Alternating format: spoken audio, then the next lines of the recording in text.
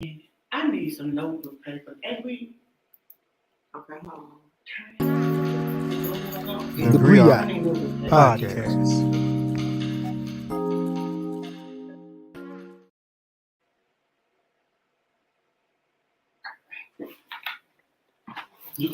Welcome to, oh man, people have popped in here, been waiting already. Okay, well, welcome to the Griots Podcast. I am Kofi Piesie. I am an author, a writer, a publisher, a content creator, a podcaster, independent researcher, amongst other things. My name is Sean Polidore, aka Sean P from the Sean P Experience. I am a self-published author, public speaker, podcast host, instructor, and lifetime learner. All right. First, we're going to introduce the people on the panel, and then we're going to introduce our other guests that we have that's in the building with us. So first, we'll start with Rakeem, then we'll go with Reggie, then we'll go with our favorite sisters, Shifton Reed, and then we'll do Drill the Poet, and then Joseph, my brother, my best friend, Joseph Johnson. All right. Well, peace to everybody on the panel and everybody watching. Definitely an honor to be invited to be on the podcast. My name is Rakeem Shabazz of Waz the Dome TV. I'm a, student, teacher, researcher, learner, educator, just somebody who is dedicated to preserving the history and culture of African people worldwide, at home and abroad. So, peace. All right.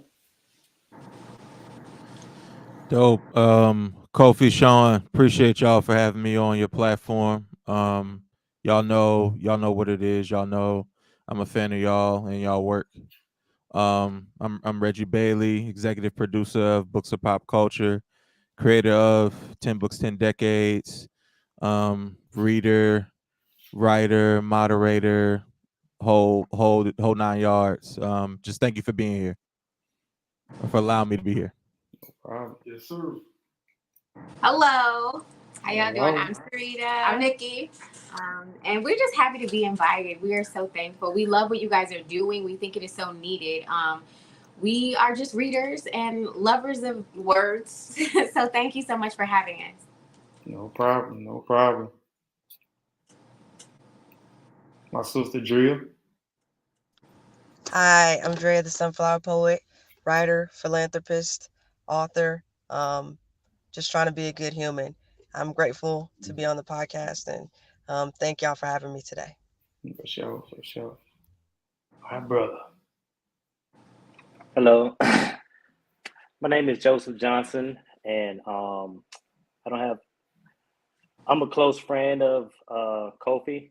We've been friends, and he's been like my big brother for a long time, and I'm just happy to see everything he's doing, because I know how passionate he is with everything that he do.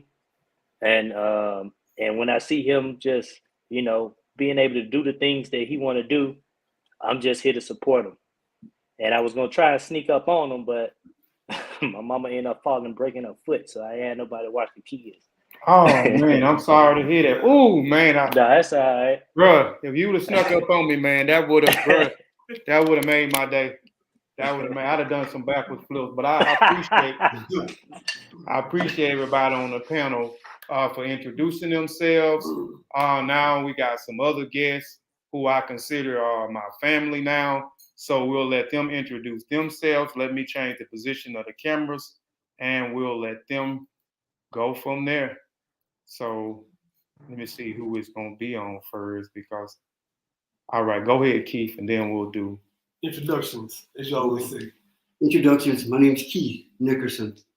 Normally I'm a gentleman, and I would have let Dr. Ashely Wade go.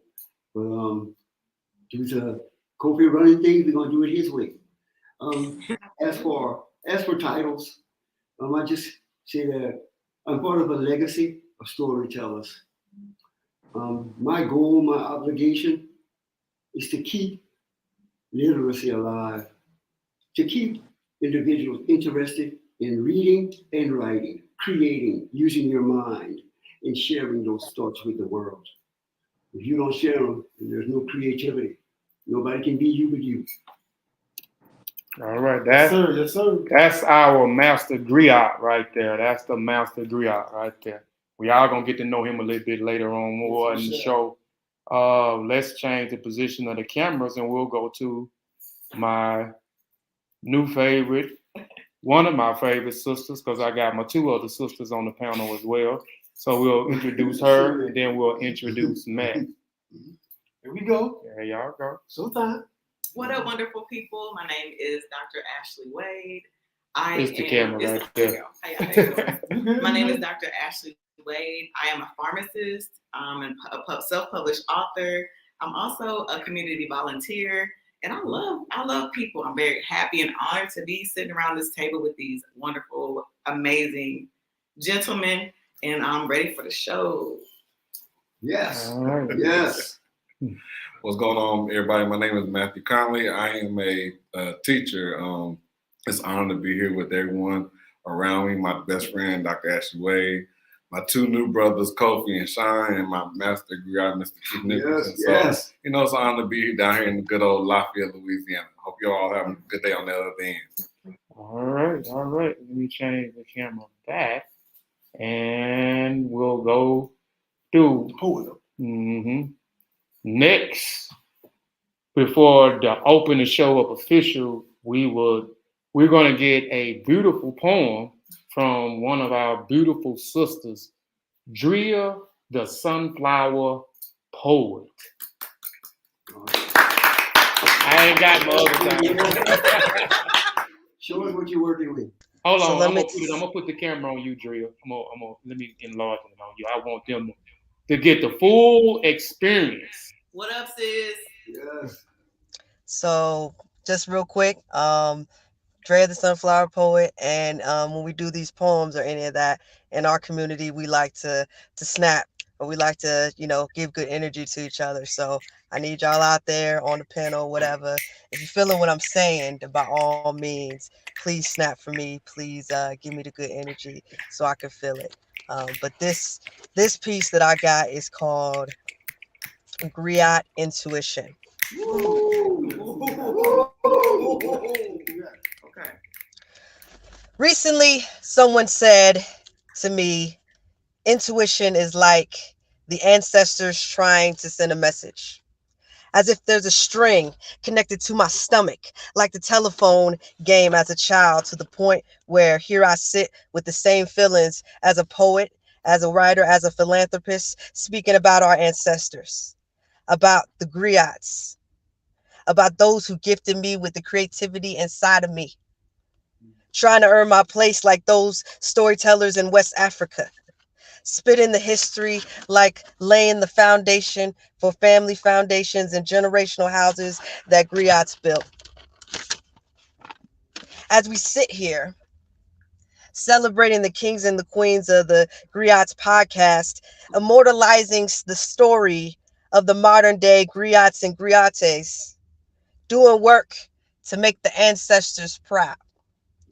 I implore you, I implore you, I implore you, I implore you, I implore you, and those listening to the sound of my voice on this platform, an expression of gratitude. Ancestry.com is great, but griots took it to a whole nother level, 1,000,000 times over. Being like the mouth of their people, the ears of the royalty, the silent, the deaf, the hands carving out the place in history and our paths to the future, backs that didn't break under the pressure of the less melanated people, feet that keep going to deliver music before Spotify even existed, eyes that saw the storm of the conflict before Miss Cleo. There were griots. Do you understand or overstand the gravity of the griot intuition as it pulls at your stomach, as it pulls at the roots of your hair, as it pulls on the brain cells? A story not to be contained. So the next time you feel your intuition digging at you, remember, it's the griot saying your purpose, shining your purpose. Your stories are to be told. songs to be heard. Don't let the generational phone line of our ancestors die. Pick up the damn phone on your griot intuition. Thank you. That was All Wow. Hey, I need a copy of that. Yeah. I need a copy of that, my sister. Yeah. I need a copy of that. Powerful. I told y'all she was gonna bring it, man. I told y'all she was gonna bring it, man. We greatly and humbly appreciate you blessing and open to show up with that beautiful, beautiful poem. Two, I would like that poem. If it's not a problem, you can send it to us. I would love it. We're if it's not a problem, we want to publish it and we want to push it a little bit further. Just that poem, on either his blog page or my blog page, or we can put them on both blog pages and we can push them, have a discussion about it. So beautiful. I knew you was gonna execute it well. So we humbly and greatly appreciate you over here at the Griots Podcast. Well done. Yes. I'm honored. Thank you, kings and queens. Congratulations. Oh, yes. So before we get into it, we have to mention the sponsors, right? Yes. So we have sponsors. We are blessed to have sponsors for the podcast. So first, go ahead, Sean. I think the first sponsor is my cousin Goric Spain for this wonderful, amazing location we're shooting at right now. Broussard, baby, Broussard. Broussard, Louisiana, man. Stand up, right? Also sponsor, the next sponsor is our sister, Tracy George. Unfortunately, she's not able to be here. She was supposed to be on the panel, but she's also one of our sponsors. She has a company called Village Seated. She is based out of Riverside, California. Tracy George's business is about coming together as a village and spreading the seed of knowledge by recommendations, donations, or selling books. It's focused on building relationships with our community to provide support and awareness. This is Tracy George. She was one of our first sponsors. Major sponsor. Yes. She's seen one episode and she was ready to sponsor. So we greatly appreciate her. We greatly appreciate his cousin who also was sponsoring us and is sponsoring this location, providing this location, beautiful location for us to shoot this episode together. So shout out to our sponsors. All right. So we normally have a whole segment where we break down, but for this episode, this is our book launch celebration. So this is a celebrational. This is our Jubilee. This is our Jubilee. So we're gonna do something a little bit different. It's not gonna be as scripted as we normally scripted. We're gonna come from the heart on this episode. We would like for our panelists as well to build with us as well. Join in the conversation. We would love your input on these things. But first, we always have to open up the show as well with the honoring segment. That's just something that we'll never change from here. We'll never change opening up and honoring someone from the past, right?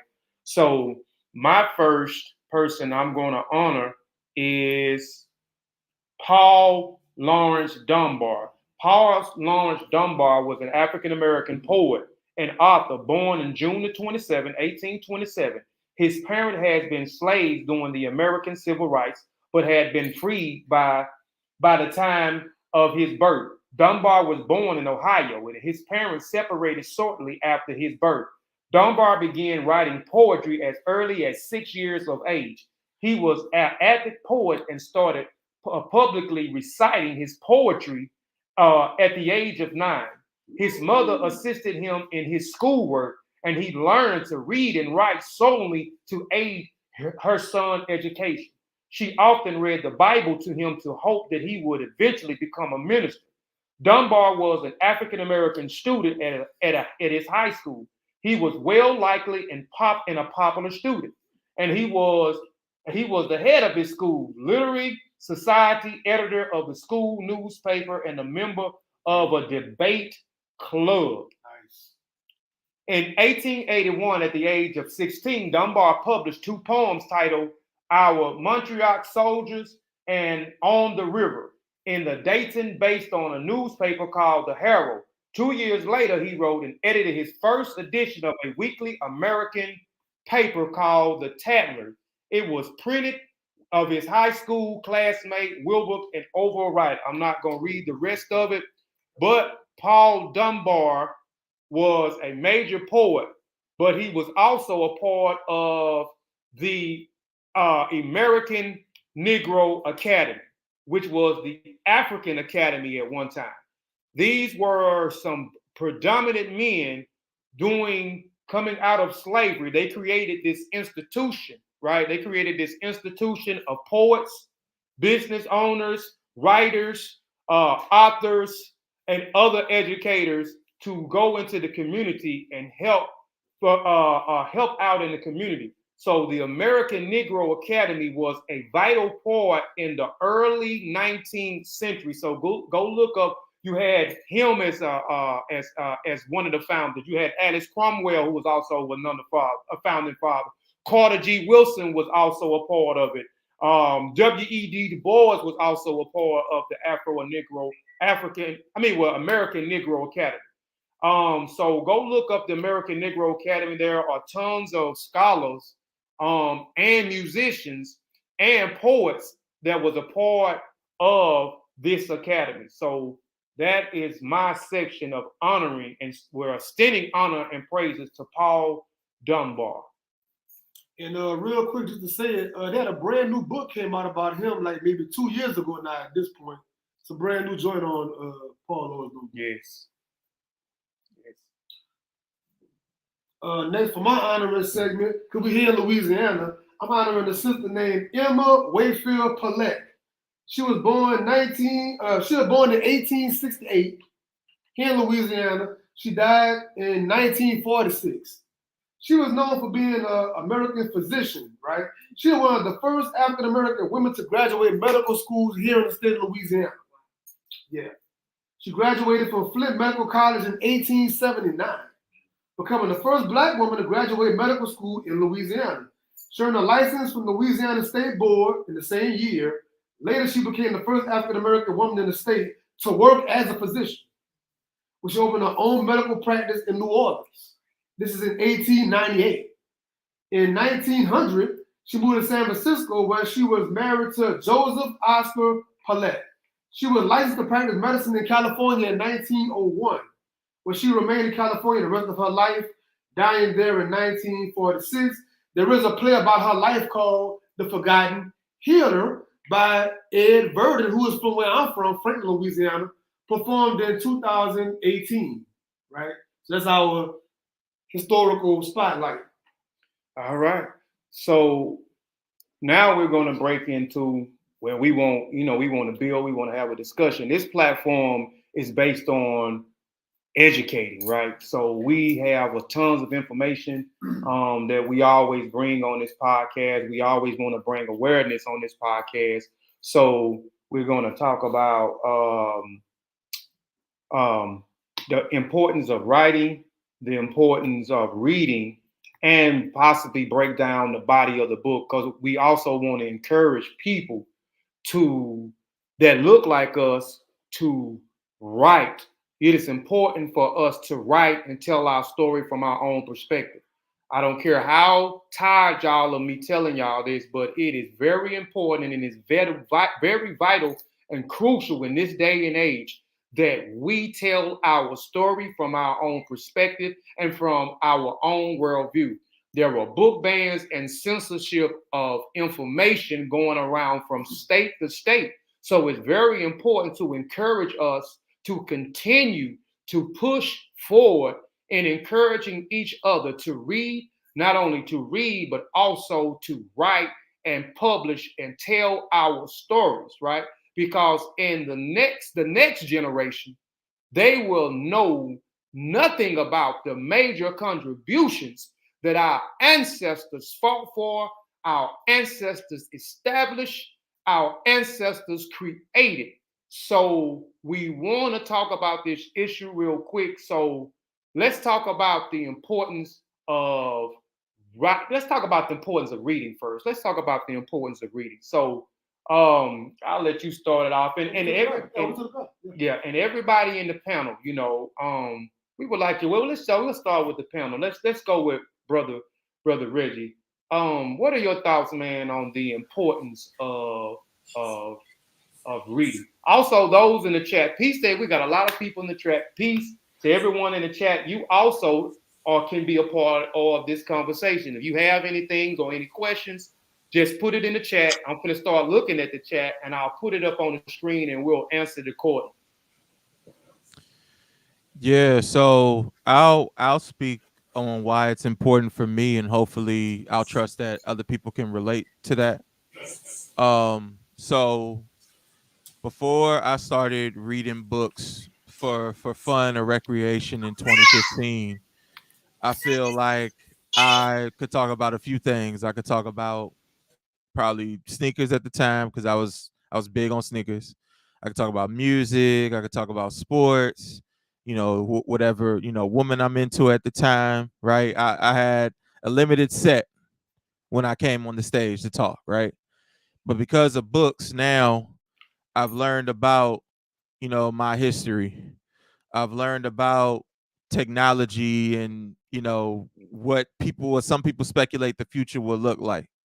Because of books, I've learned even more depth to the sports that I love, even more depth to the music that I love, culture, Hollywood, anything you could think of, it's in a book. Anything you could think of. And chances are the stuff that you're watching or the stuff that you're even listening to is an adaptation of a book. I always say this, people will watch Game of Thrones, but they won't read it, although that's not quite true because Game of Thrones does have a lot of readers, else it probably wouldn't have became a TV show. But when you tell people that something like that is a book first, they're like, wow, that was a book? Yeah, of course it was a book. Even the show I look at, Winning Time, that was a book first. So books have always shaped the world that we navigate, but people just kind of see what's given to us instead of looking just a tad bit deeper. If you look a tad bit deeper, you'll see there's so much of the culture that we consume and so much of the culture that shapes us were books first. Thanks. I agree. Yeah. Totally close to that. Yeah. What about you? What's your take on it, Rakeem? Well, to quote the great and late Kwame Ture, if one is truly a revolutionary, one must take time out to study. You always have to, all right, so and we can discuss this from, I guess, the different angles because, some people read for leisure, some people read for education, some people read, just to, I guess, expand their wealth of knowledge. But regardless to why you read, I mean, I do think we need to do things with intention,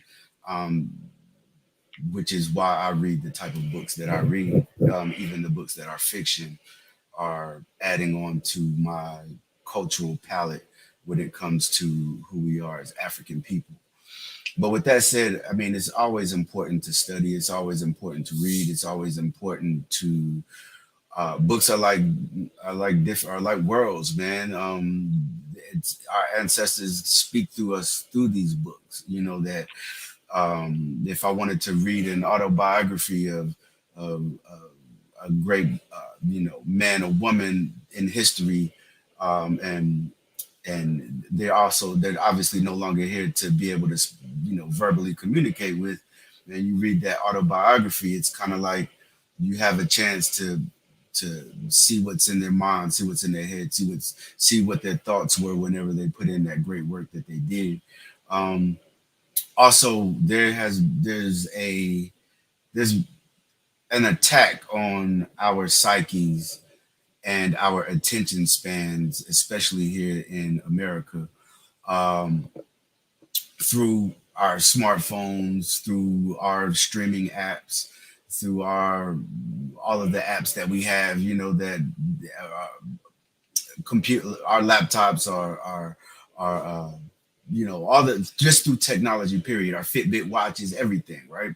It's designed to keep you locked in and focused on what they want to focus on, what you to focus on, so they can continue to generate ad revenue and make some money.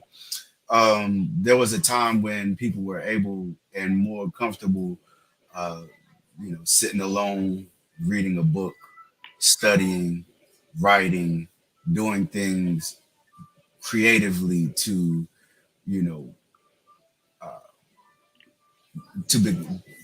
to stay in that mode, to stay in that mind frame of keeping those creative juices flowing and keeping the idea of continuing our education going. But with that said, I mean, we're living in a time where it's not easy for everyone to do. So it's very important that we continue to promote the idea of reading and studying and being able to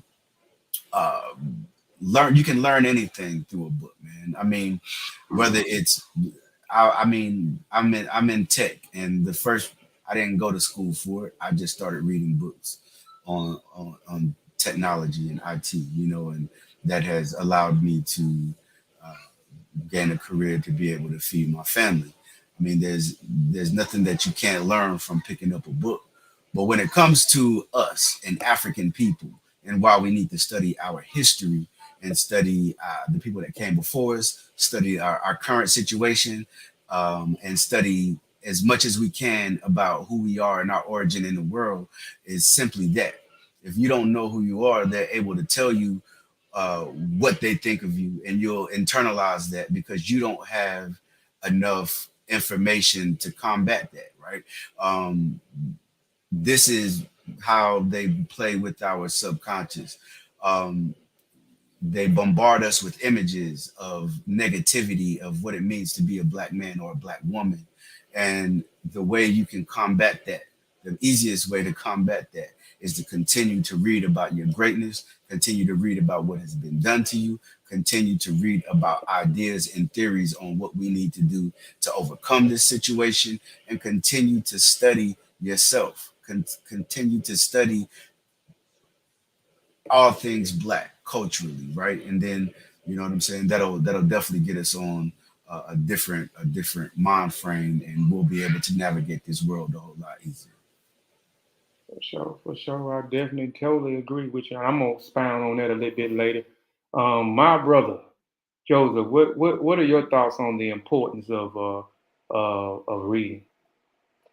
So for me, honestly, like when me and you met, I was, kind of fresh out of high school. So I still had my small town mind, but at the same time, I was in college, ready to learn and kind of impressionable. And when we started having like the study sessions and stuff at your house, and then we started like learning and reading, and then all of a sudden I just gained this appetite to want to know more things. And I mean, back then I was broke. I had my couple of dollars, but I just couldn't, wait for us to go so we can buy some overpriced books from Barnes and and read, and then talk about what we was reading about. And like that was like what I couldn't wait. I'm like, man, let me underline this and highlight this. So when next time I talk to B, I'm gonna shoot him this one. I know he got something for me too. Like that was just like, that's kind of what started the excitement. And another thing, like Brother Rakeem said, I'm in technology too. So I guess the internet was around in the early 2010s. It was around, but it wasn't like it was today. So I was, stuck at my job. I kind of felt like I was middling a little bit. So I went down to Barnes and Noble and bought a book and went and sat, and every day I would go to work, get off work, and read until I got to a point and studying on my own. And from working with Kofi, like learning how to take what I was reading and, you know, be able to apply it and regurgitate it and understand it, you know, and be able to break things down. That like helped me to further myself even when reading other things outside of the stuff that we were talking about. And that kind of put me, so when I read something, I can now, you know, why, how does this, you know, relate to this other thing? How are all these things connected? And so I think that like that early part, you know, of my life and getting into like reading and learning, like kind of translated into like different aspects of my life and kind of like, you know, started bringing things together. And then like, it also gave you that thirst for knowledge to want to know things. Cause some people just don't know and they don't really, like you can tell them something and they really don't care to know more. Yeah, they don't care to know than what's on the surface. And one more thing, I'm not going to talk too much, but one more thing is like, we was talking about needing to know Black culture. Like for the past decade, I lived in Massachusetts. And for the most part, I would be the only Black person wherever I went. So it always felt like it was incumbent upon me to not know everything, but always have some type of knowledge of not just current events, but, you know, or whatever's going on, but then be able to trace that back to why people may be doing these certain things or why this area is in this certain situation. It's not like they just put themselves there. You know, they said, oh, let's all move into the ghetto and just start robbing and shooting each other. Like, how did we get here? You know, why was this area this way at one point in time and now it's like this? So just reading and understanding your history and knowing where you're coming from regionally and culturally is very important, I feel like. For sure, man. I appreciate that, brother, man. I'm excited. I appreciate you for being on here, man. I keep saying it, man. This is my brother. We have a gap between each other, but what brought us together was books. Knowledge is what actually brought us together and brought us closer where we wanted to know certain things. And he began to become my traveling partner where I would go and we'll go to district, you know, from district to district, you know, and, you know, he assists me in while I was there, if I had a speaking engagement or a lecture or something, if they wanted they called me Brother Nelson. If they wanted Brother Nelson to get up and say something or give a lecture or get some words.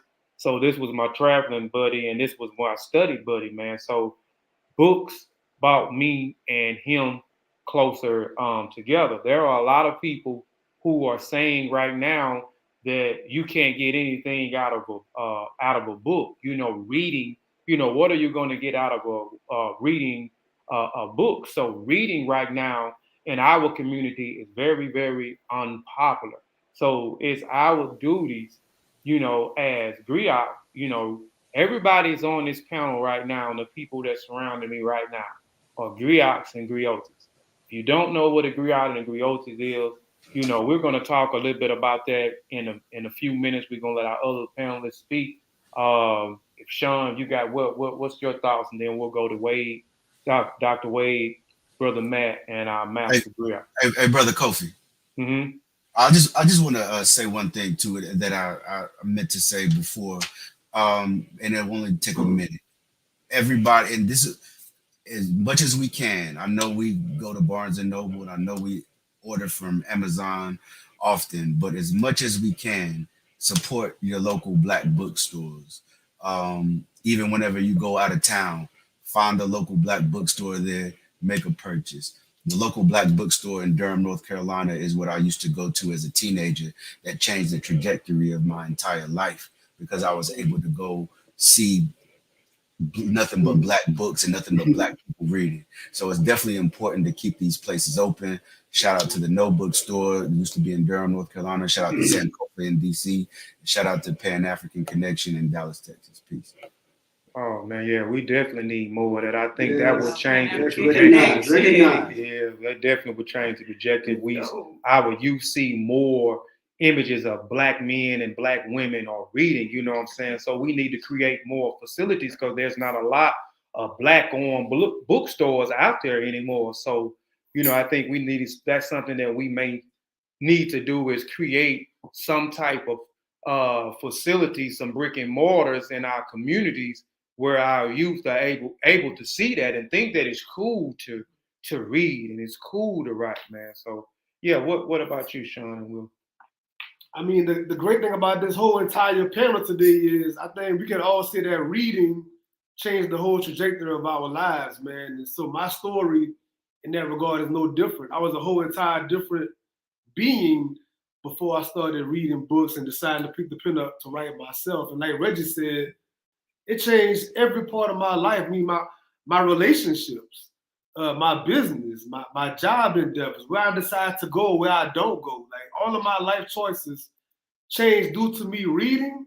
And the guys that I admire the most are scholars. So therefore, I want to carry myself in a scholarly fashion. So therefore, I don't do certain things based on my projection of what I think that person looked like.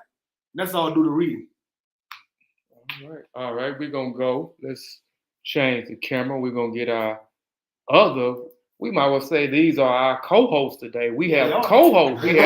So let's go to our co-hosts, right? So we're going to go to our co-hosts. We're going to go to our beautiful sister, Dr. Wade. We'll go to Matt. Then we'll go to our Mabo or our Fobar, which is our Master Griot. You guys, reading, as we all know, this is so neat to be a part of a community like this of like-minded people who understand the importance of reading. So I'm definitely giving a shout out to everybody on the panel.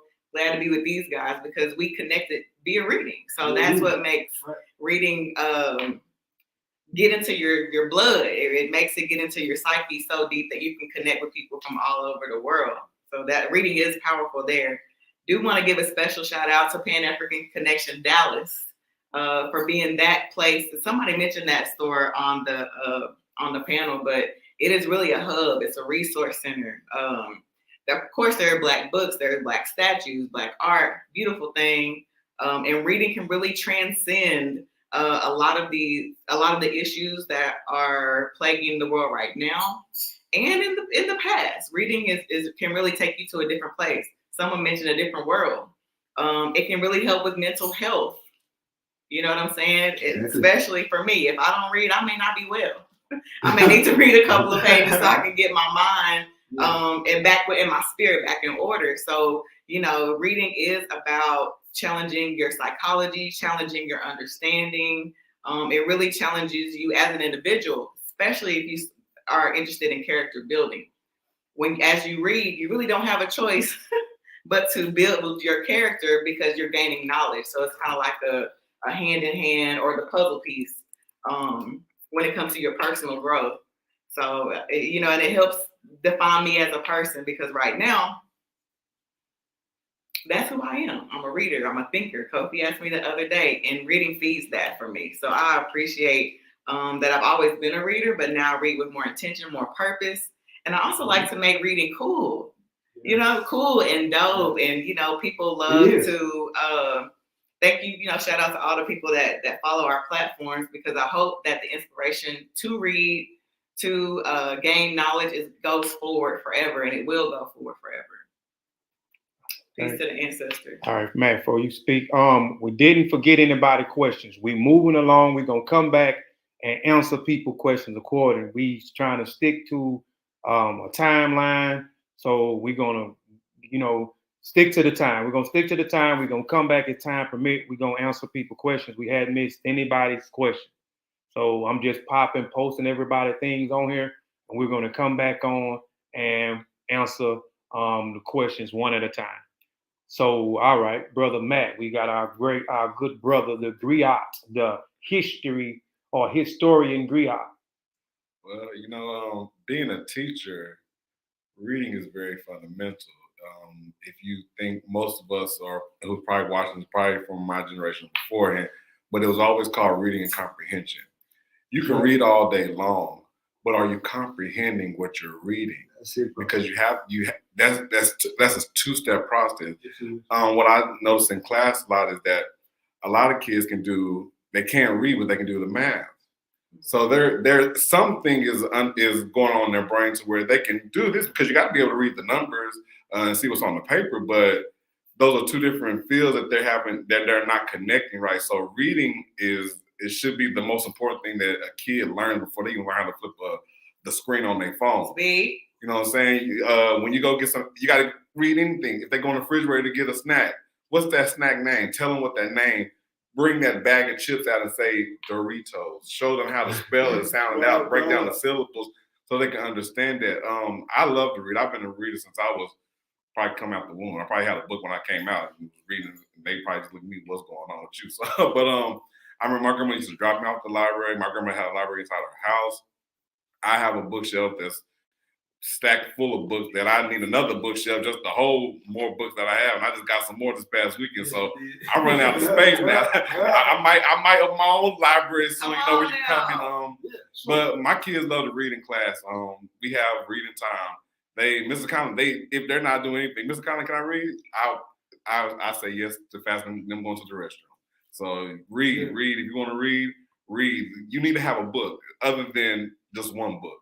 Read multiple books. Read different books at different times. You can read a book and stop and do something else. Read another book. It's okay to pause and come back, because you have to be able to digest what you're reading as well. So, I mean, reading is everything. If you can't read, you can get played on anything. Contracts for a job, or if you're a football player. Mostly kids, we pushing them to be football players, but are they able to read? They're not looking at the contract. We want to be rappers. They can't read. They need to look at the contract. You want to buy a new car? You got to be able to read the contract. When you get a lease to an apartment, you got to be able to read the contract. So, I mean, everything falls down to reading is the foundation of everything. You know what I'm saying? So if you can't read, you really can't do nothing. I agree with that. I like that breakdown. Now we're going to go to our Master Griot. Yeah, we're going to let him speak briefly. On some reading. I'm going to stress in a different way. I'm going to go back prior to a time when we didn't have so much screen distraction. We didn't have television. We didn't have cell phone in hand. And when I grew up, you listened to the radio. I can remember the first time we bought a TV. I was a young boy. I mean, I was 8, 9 years old. Before that, everything you did was in your mind. You created totally in your mind. You envisioned in your mind. And to be able to do that, you can't just close your eyes and do it. You have to be looking at something to do it. My mama mandated every summer when we was in elementary school, preschool, whatever. Every summer we had to read 30 books. 30 books. John Steinbeck, William Faulkner, you name them, Edgar Allan Poe, Richard Wright, you name writers. Sean told me recently that this writer was black. Alexander Dumas. Those were the writers I cut my teeth on as a kid. That reading took me places that are now sharing my projects. Reading allows you to comprehend, but then you take that comprehension and you twist it and you use it in your own way. It expands you. Reading grows you in every capacity, whether it's reading contracts, whether it's preparing for your next position, whether it's that season in life, who knows where it goes. Reading is going to be attached to it the whole entire way, your entire existence. From Alpha to Omega, on their gravestone, words of. And Key, before you finish, your mom had that mandate. Tell them what kind of grades you and your sisters had when y'all was in school before you conclude. What kind of grades y'all had in that household? There's only one grade she expected. You had A's. We made A's. No B plus. A's. Okay, now. When we came home from school, my sister had a table like this, and she had a blackboard. We talked about Sidney Poitier yesterday. We need to go see 2 movies he made. The Blackboard Jungle and To Serve With Love. 2 movies based on racism. At desegregation, when black teachers began teaching white students. I wrote a little play for Matt involving a young lady that was the first black student to attend to school in New Orleans, Louisiana. Ruby Bridges. Ruby, yeah. Still alive, by the way. Ruby Bridges. Still alive. For a year, the first year Ruby Bridges went to school, no white students wanted to be in a class with her. She was in a class a whole year by herself with her teacher. The depth of racism, but also her desire for education. You have to be willing to step out. You don't have to be a follower. Reading not popular. You're not gonna be a popular person if you read. But be a leader. That's what you are. If you're reading, you're leading yourself. If you're looking at a screen and you're scrolling, you're just following. You're pressing buttons that say you want to follow. Who you want to follow? The literal follow. So we have two people in life. You have leaders and followers. My mama told me, make up your mind early, son, which one you're going to be. I heard all leaders are leaders. Huh? I know the All way. leaders. It kind of sounds like it rhymes. Yeah, I mean, we have that. Lead, you read, you succeed. We drop bars.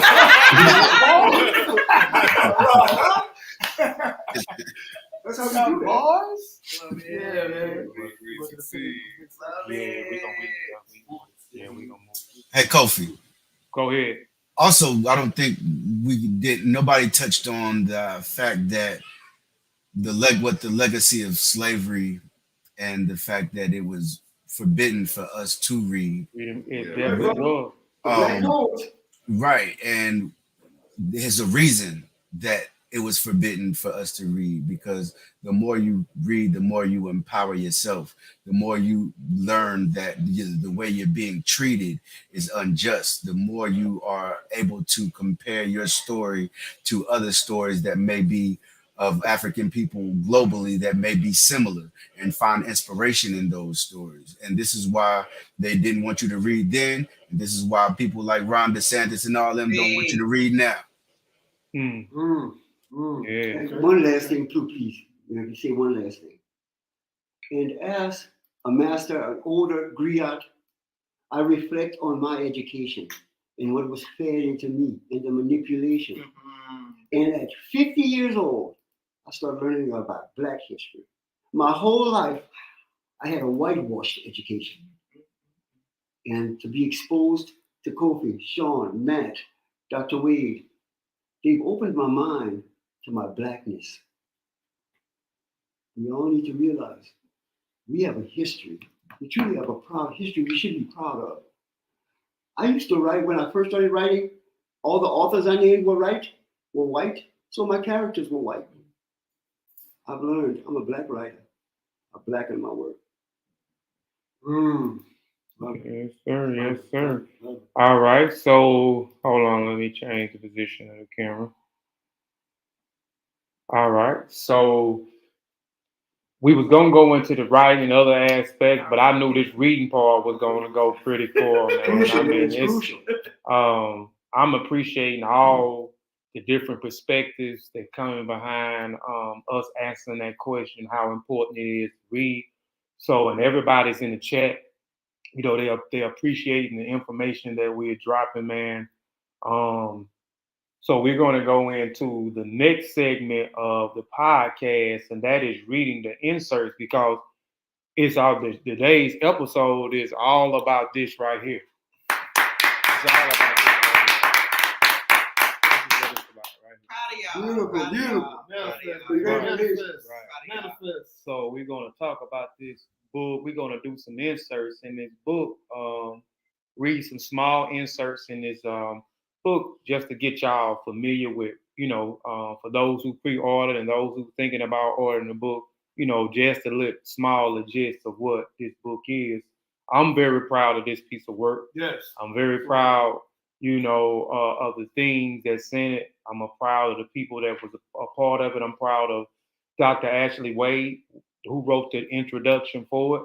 I'm proud of Matt James, the history griot, who wrote the dedicated for it. And I'm proud of our Master Griot, Nickerson, who wrote the foreword for this book, right? So just off the rip, before you get into me and Sean chapters, you know, there's a lot of information just within that before you get to the chapters. And before we get into that, the inserts, I want to encourage other people to, to when you pick a book up, don't skip and go to the chapters.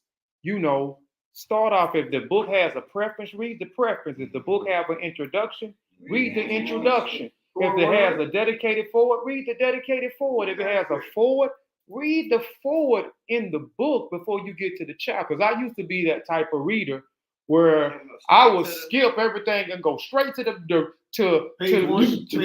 and start reading, and then miss all the other nuggets and jewels before you even get to the book. Right. So I'm encouraging everyone, when you pick up the book, start from the head and go on down to the feet, please. And when you're finished, you might even have some prologue. Right. So what we're gonna do is we'll start with, and I'll just pass this book around. I don't want to fold these next to each other. But we'll start off with let's start out with the forward. So we'll start out with the forward. Keith, we'll let our Master Griot read a piece of his. Just a piece. We know all we want is a piece. We're so lucky. So go ahead. Hold on, let me change the position of the camera. Keith, go to page 11. Okay. The acronym. All right. Hold on, Keith. Hold on. Let me get the camera back in position. I'm fangirling out to school. Okay. All right. Right. An acronym for Griot. G-R-I-O-T. The G. Attributes. Generous with a God-given gift. Hallelujah. Obligated to pay it forward. That's the G. No greed, no personal gain. Just generous. The giver. The R. Resistant to yet accepting of change. Sharing tales told by elders, now peering down from the heavens, are personally witnessed. The I. Intellect exudes. Given the moniker, title, and reverence acquired from years of study, a life of absorption and now understanding reveals it's no longer about I. You notice the I you're addressing, it's not about I. O, obligated and obedient. One realizes with much responsibility comes accountability. You gotta be T, true to the craft, acknowledging the source of your lovely inspiration. That's beautiful. All right, and that's, I'm telling you, that forward he wrote. That was a piece. That's just a piece. That's a piece. That's not the entire forward. Bro. It's not the entire forward. Powerful. He is a superb. Hold on, let me change the camera real quick. We're gonna go on to the next because let me do this. Let me just say this. I want to say this. He is our elder griot, but he's also our master griot. He is a superb. When I say a superb writer, this man has 42 books published. He has 50 some manuscripts handwritten right now. He has over 100 and some manuscripts. What's your phrase? Right what? My day isn't right. Still all right. My day isn't right unless I'm right. His day isn't right unless he's right. I'm telling you, he is a superb. 4,562 days in a row. Wow. Tell you. So now let's go. Let me change the position. We're going to read an insert from Matt, and then we'll go into the introduction. Hold on, this is wrong camera. Thank you, Sean. Yes, sir. Thank you. Okay. Give us up, man.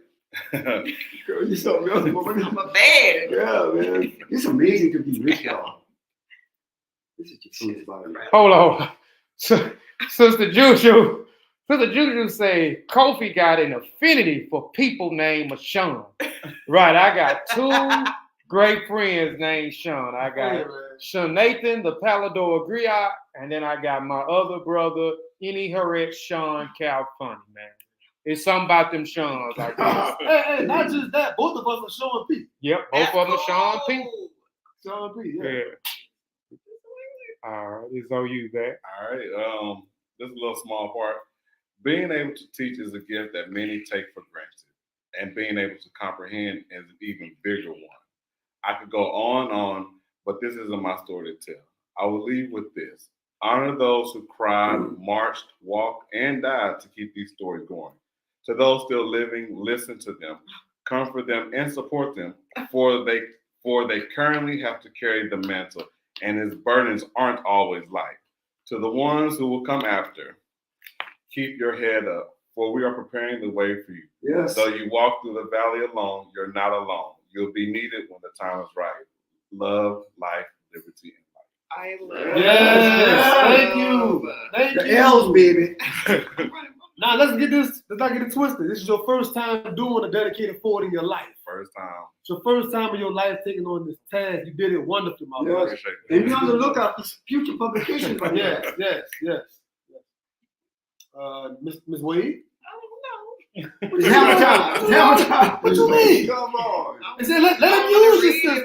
Let him use it. But like real quick for like 5 seconds, y'all. This is incredible. I agree wholeheartedly. Y'all, this energy is thick in here. From yesterday. Come on, man. It's deeper than a feeling. Collaboration, Anyway, baby, y'all, this collaboration. is bananas. Okay, here. Okay, 4. I'm gonna read the beginning. Okay. Yeah, sure. Welcome to your next learning experience.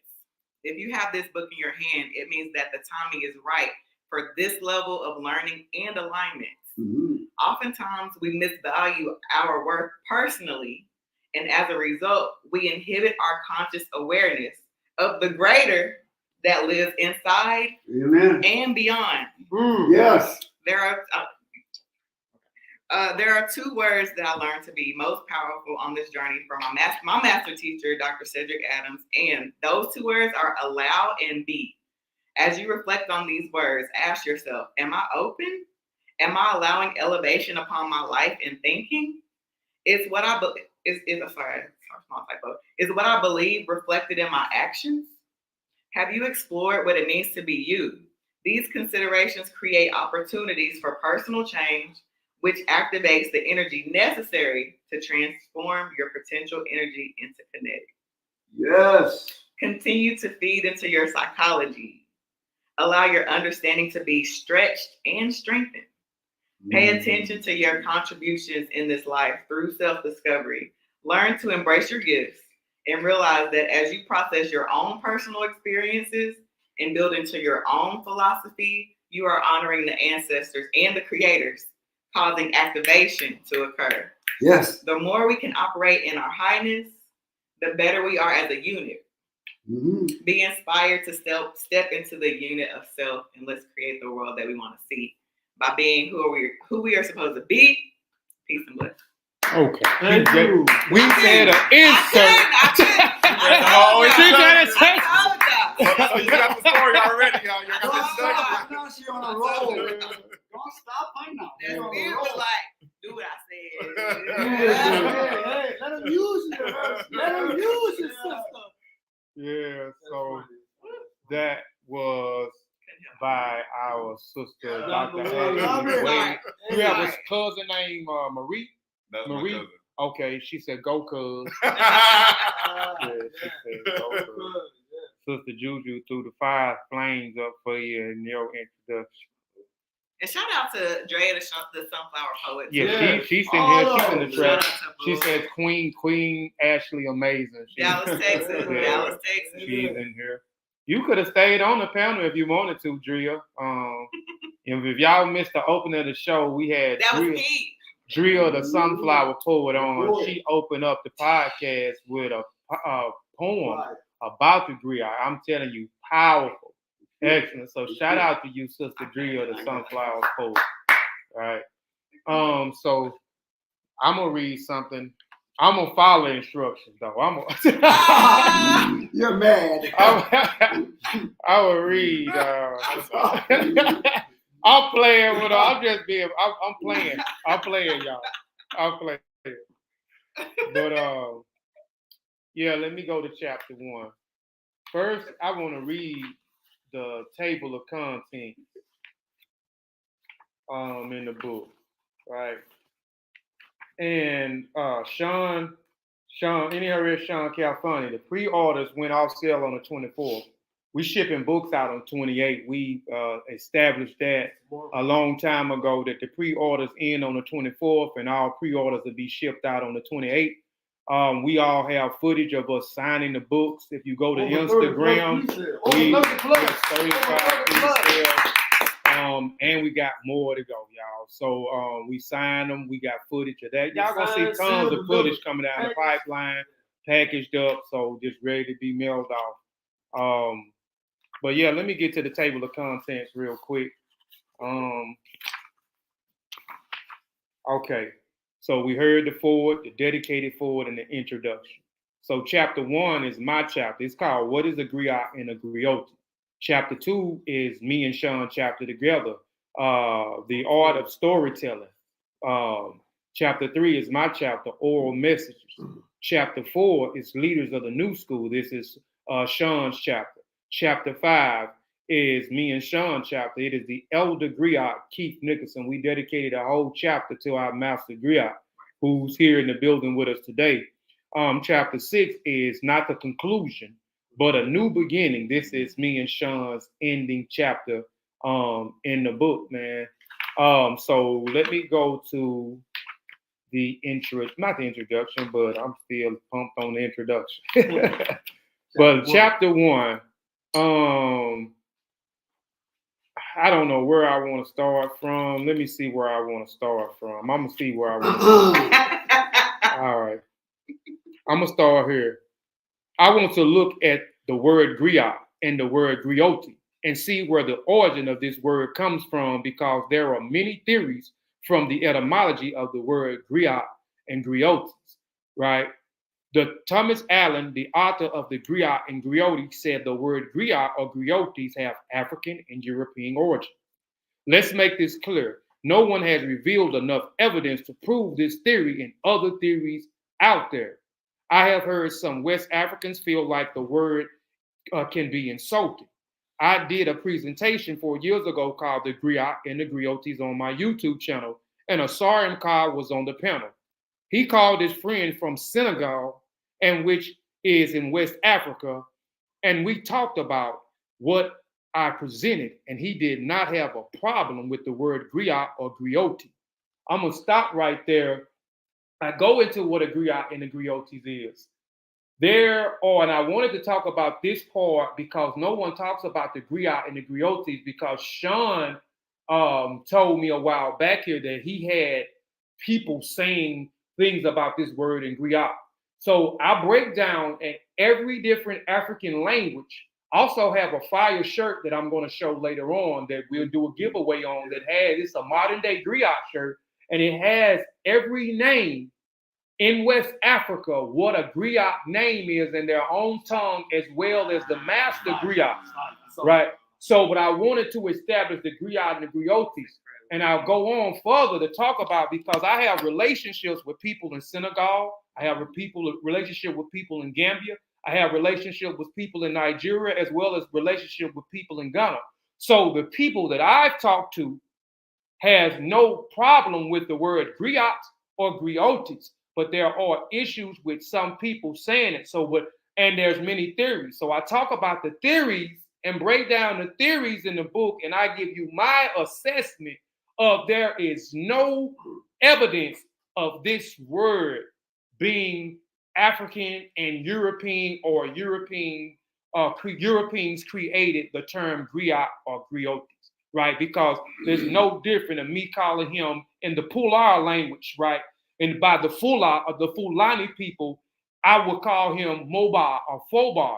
They wouldn't say that's not real when we go down to Gambia, right? And they call him Jali, right? They call him a Jali. They're not going to say, okay, well, that word is not right. We call him Mobar or Fobar here, but we call him down here, we call him Jali. We have our own different terms of acknowledgement for other people according to our own languages. So I wanted to break that part down in the book, and I'll move on to my brother in his chapter. Our chapter 2, the art of storytelling. Yeah. So the art of storytelling, this is the elevator pitch, right? I was always taught the first thing when it comes to information, the first thing to ask yourself is, who is the person giving you information? So for the art of storytelling, I wanted Kofi and myself to give the readers an idea of our background and who we are. So it's kind of sort of biographical almost, right? People see me right now writing books, doing podcasts, doing lectures and everything, and they assume I was always like this. But in my childhood, being a child of the 80s and the 90s, I was a typical black boy playing basketball with hoop dreams. I wanted to be Michael Jordan, Allen Iverson, way more than James Baldwin, you know what I'm saying? So it wasn't until the military, when the older gentleman I respected a whole lot gave me a book for the first time, and then my eyes got open to the world of reading and writing, and we all gave how reading changed our lives earlier today. So that whole chapter, the art of storytelling, gives you a trajectory on how I wasn't so studious. I didn't make good grades in school. I barely made the honor roll. I never made the principal list. And then I became a scholar, a writer, went on to college. I averaged a 3.7 GPA or more in college. Got a master's degree, et cetera, et cetera. The evolution and the change, because so many parents say, Sean, my kid not reading right now. And I'm the one to give them hope. Like, there's never too late. I was in my 20s when the light bulb came. I'm a late bloomer. I wasn't born with a book in my hand like that. I wasn't reading novels like Keith at a young age, reading Edgar Allan. That's not my story. So I'm trying to give those kids and those parents hope that the light bulb can come on. That's my spirit. Okay. We all have different paths. Right. We all have different paths. And this chapter was basically the same thing. Like, people see me on YouTube. I've been on YouTube since 2006. I'm a member of the Seshuma Ani Medunecha. That is a group of aspiring scribes. We study the Medunecha. We don't need Robert and Robert Allen to decipher the Medunecha, for what we can read off the walls ourselves. I'm also a member of a group called the Masi Warrior Clan. Mm-hmm. I have tons of lecturers on that channel. I'm also a member of Kofi Piesie research team. So that's a research where we have published 5 volumes of tons of information, right? So people been seeing me doing my thing. So I also wanted to write in this chapter and expound that I was never like this. I never, as a young man, I wasn't interested in reading. The most thing that I would read was the Murder Dog magazine, the Source magazine, anything dealing with hip hop. It was a lit magazine. I would go in there. Most of it would be pictures in a small block on an artist or something that I like. But I'm gonna read this here. It says, I was born in Mississippi and resided in 220 East Minnesota Street. I was raised by my grandmother, Emma Smith, on the street. On the street was a church, a cleaners, a funeral home, a cafe, and my grandmother and grandfather apartment complex, the Smith Apartments. As a little boy, I remember seeing all kinds of people, such as regular working men and women, business owners, drug dealers, drug addicts, and alcoholics. My grandmother tried to shelter us from a lot of stuff that was going on Minnesota Street, aka Little Italy. My grandmother taught us about hard work and made sure we stayed in school. I was an okay student in school, but I hated reading and reading out loud in class. Around my 7th grade year, I started writing poems. And in December of that year, my grandmother got me an LL Cool J album, a Salt and Pepper album, and a Kumo D album. All of those albums were on cassette, but back then there was only vinyl and cassette tape. After listening to those albums, I started rapping and met 2 other guys who rap. That's just a small insert, but I go on and talk about how writing poems actually changed my life.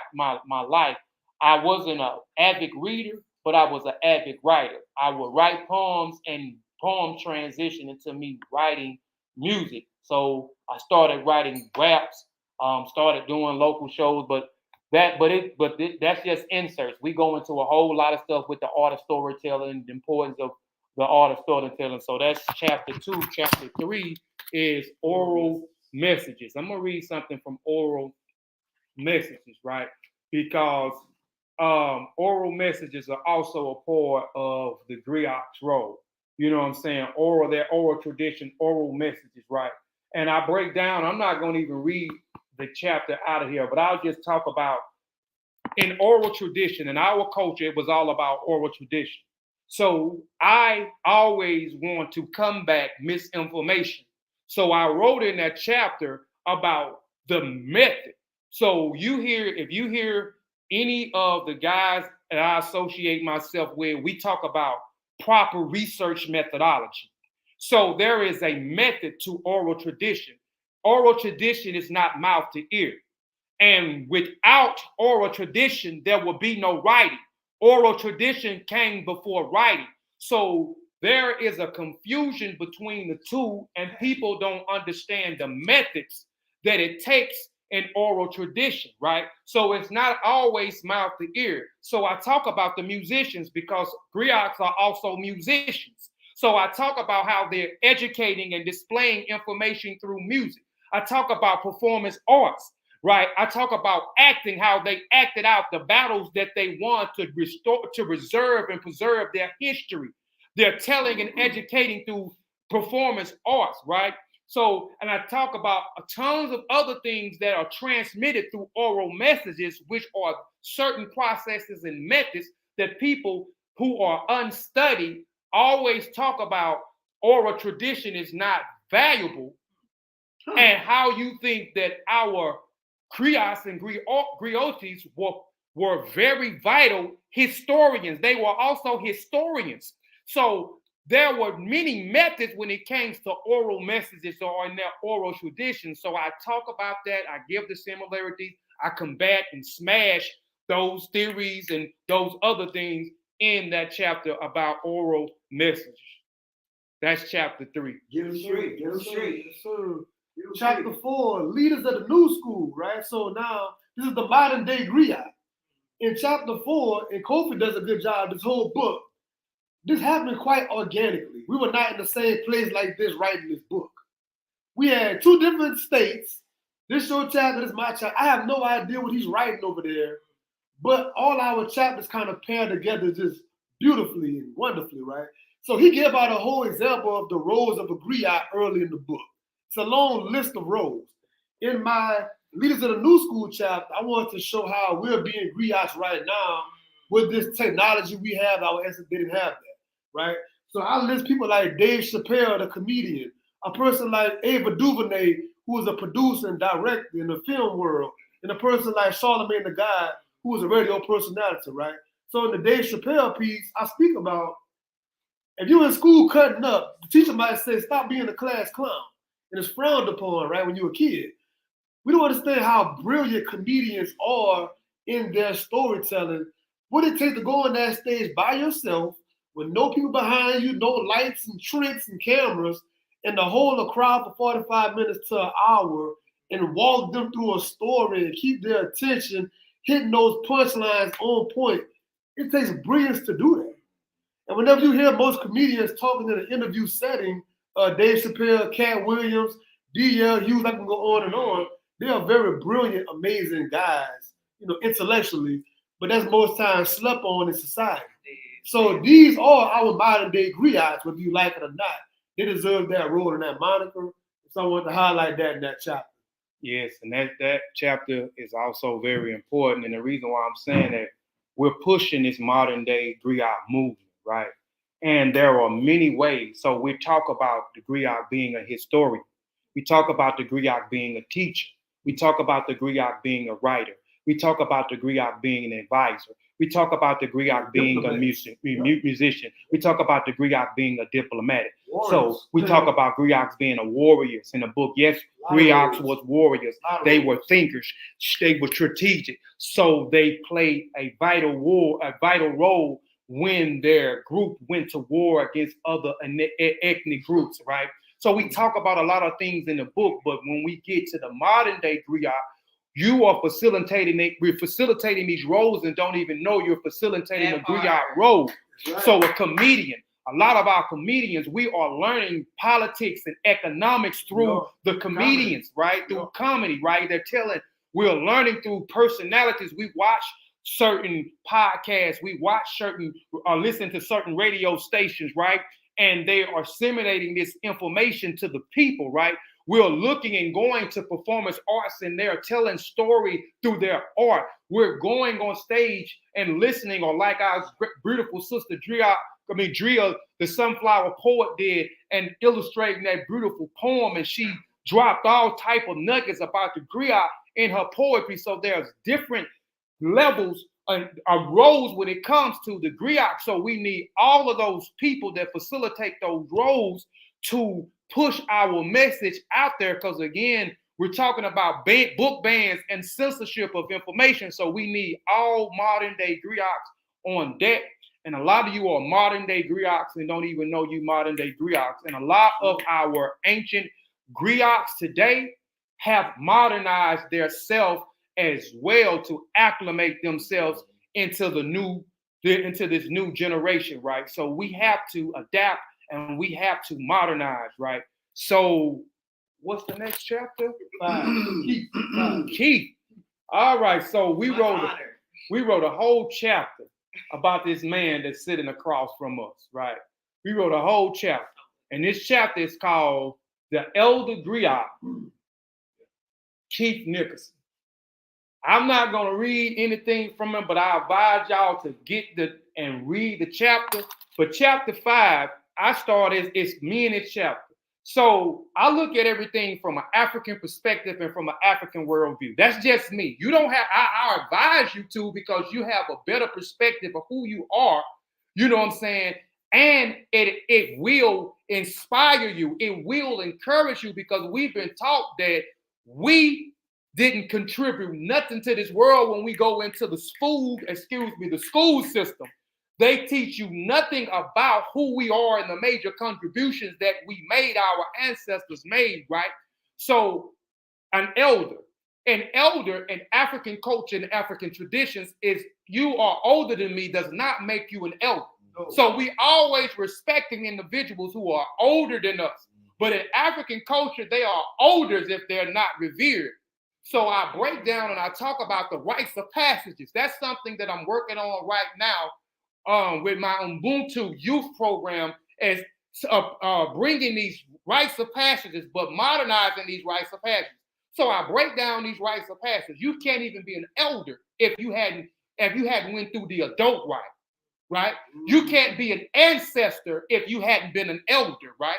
You can only, I want to be an ancestor. Our ancestors are those who are revered and honored, those who have proper conduct, those who have morals, those who have principles, those who have standards, those who have pushing their community and their family forward. So an elder, if you are around someone who are older than you, that does not have morals, principles, and are pushing their family and their community forward, have bad behavior, that is practicing Iwa Bururu and not practicing Iwa Pele and Iwa Riri, then they are not your elder. So I break down exactly what an elder is, so you can look for what an older and what an elder is. So when you get to Sean part, you will see why we call him our elder griot.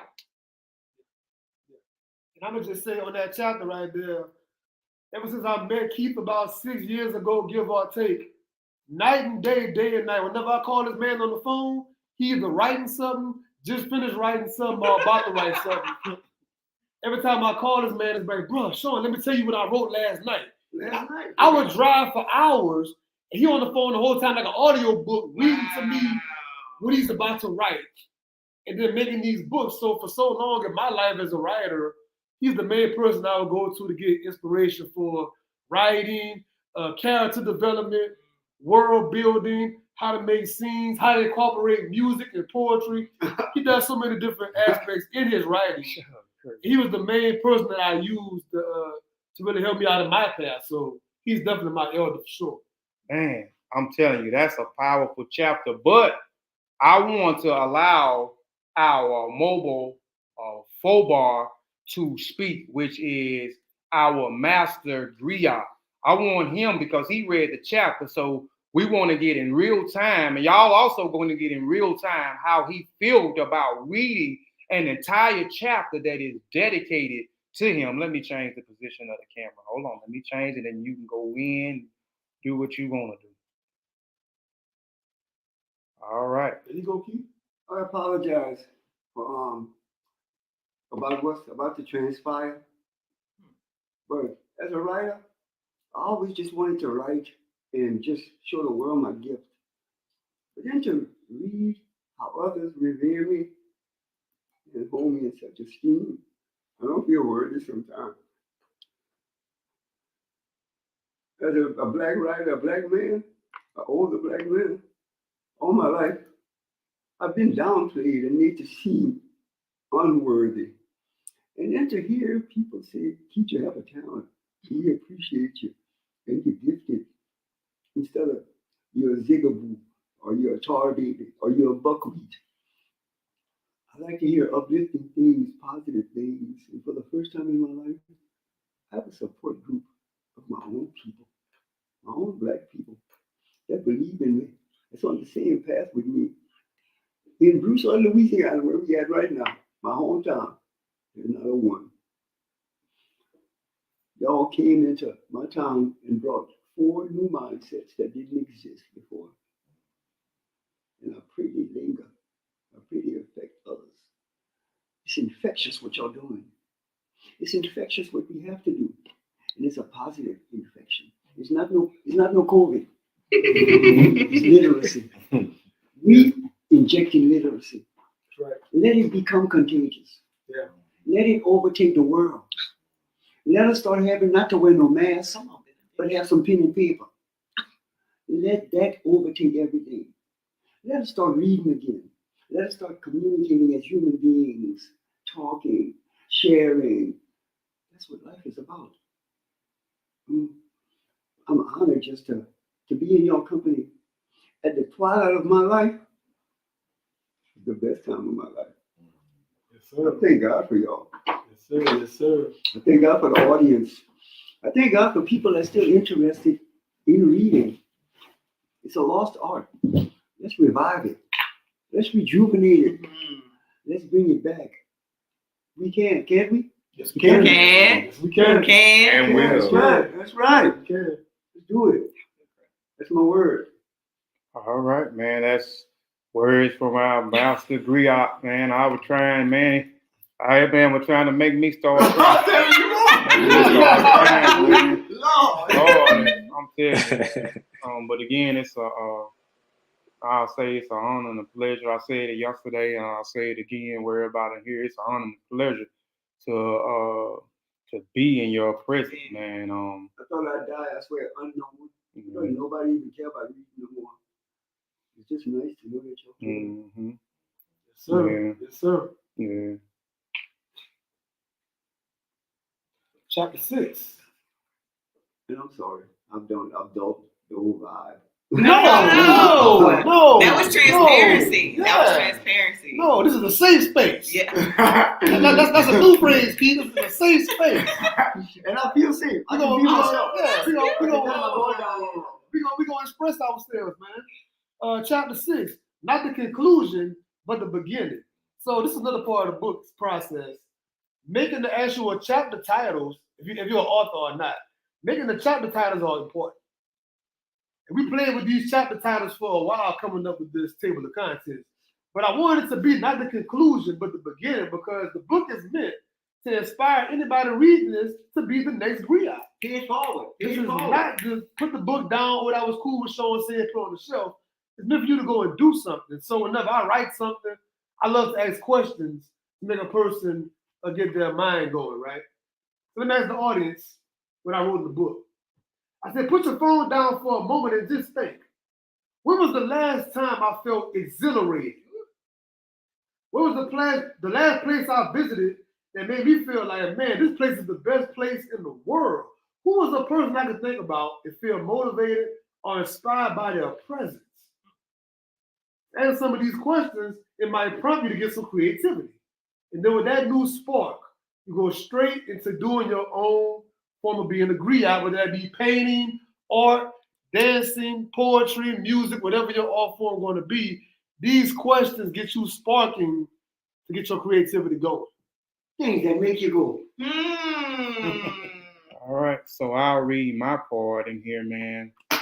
some of this stuff y'all might have already heard, man. I'm passionate about this, so I had to put it in this chapter. So I said, first, I want to thank you for reading this publication. And now I hope the reader understand what a griot and a griotte are and how important it is in this day and time to tell our story and preserve the history and the contributions we have made in the past, the present, and in the future. Yes. There are many ways to tell a story, and here are some of the ways: poetry, performance arts, radio host, comedian, singer, rapper, and a writer. Right now, at this very moment, there are book bans and censorship of information in schools from state to state. We must all rise to the occasion and tell our story from our perspective and from our own worldview. Right. So that's just an insight from the book. Stand up for your right. Man, so It's a sample. they're just giving you this inserts. It's like going to the mall in the food court and they're chicken on the stick, and the Chinese lady say, "Oh, chicken." Try a piece. so, That's all this is, man. Little chicken on the right. stick. And then the back of Chick-fil-A the would have been better. Beggars Go that to can't food be court. choosers. Food court. You get done now. we got questions in the back of the book also. Yeah. Questions in the back of the book. Yes. So check out the questions. We got who we think are our modern day griots are in the back of the book. We put a few in there. The book is 97 pages, full of fire. Great read. Great read. You can read the book in 2 days, or you can read the book if you got time. You can read it in 1 day. 97 pages. It was perfectly written to be under 100 and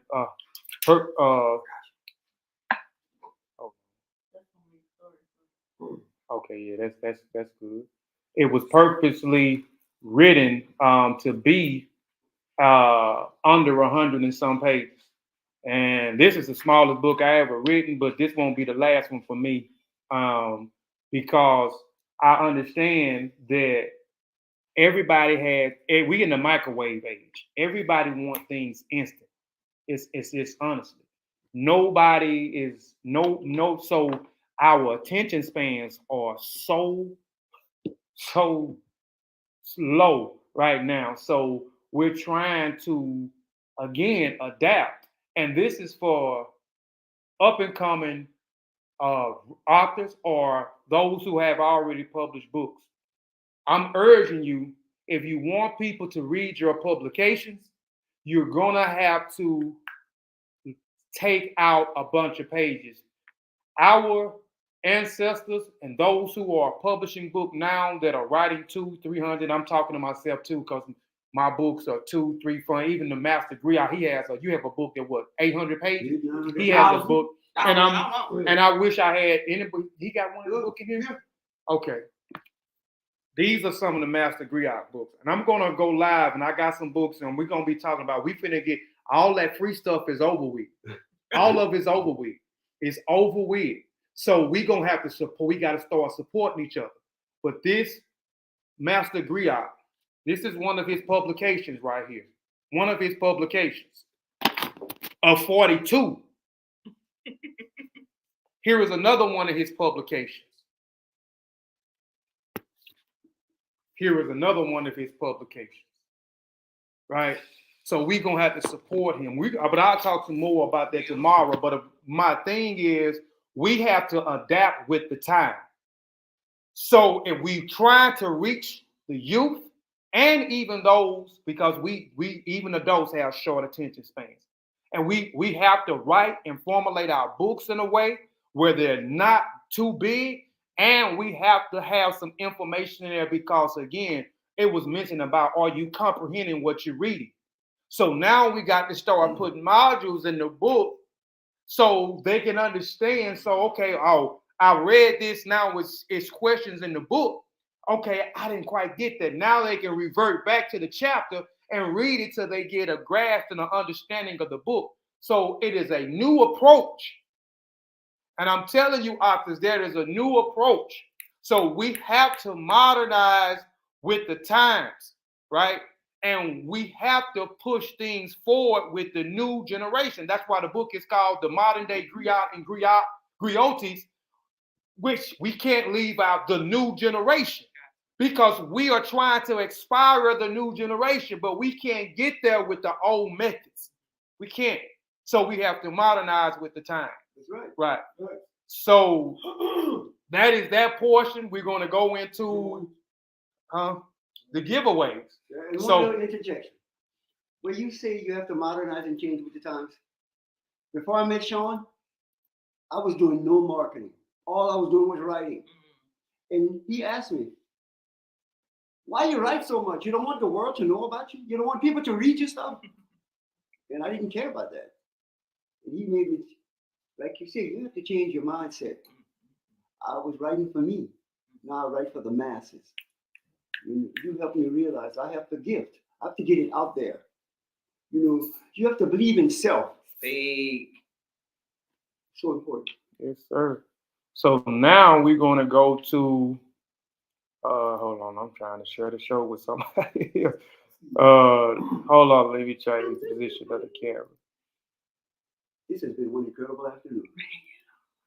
So what we're going to go into now is the giveaways. Baby, could you come in for a minute? You want them She don't want to be on camera for nothing in the world. Could you come, baby? Come on. Yeah. And that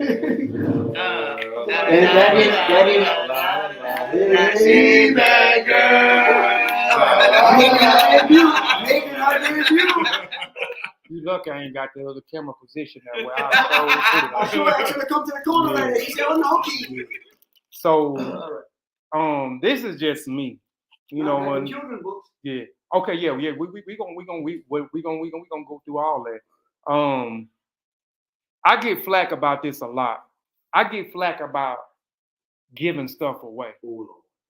So, but if you've been following Kofi Piesie, and there's a lot of people on here right now that's following me, know that I love giving stuff away. I like making a profit.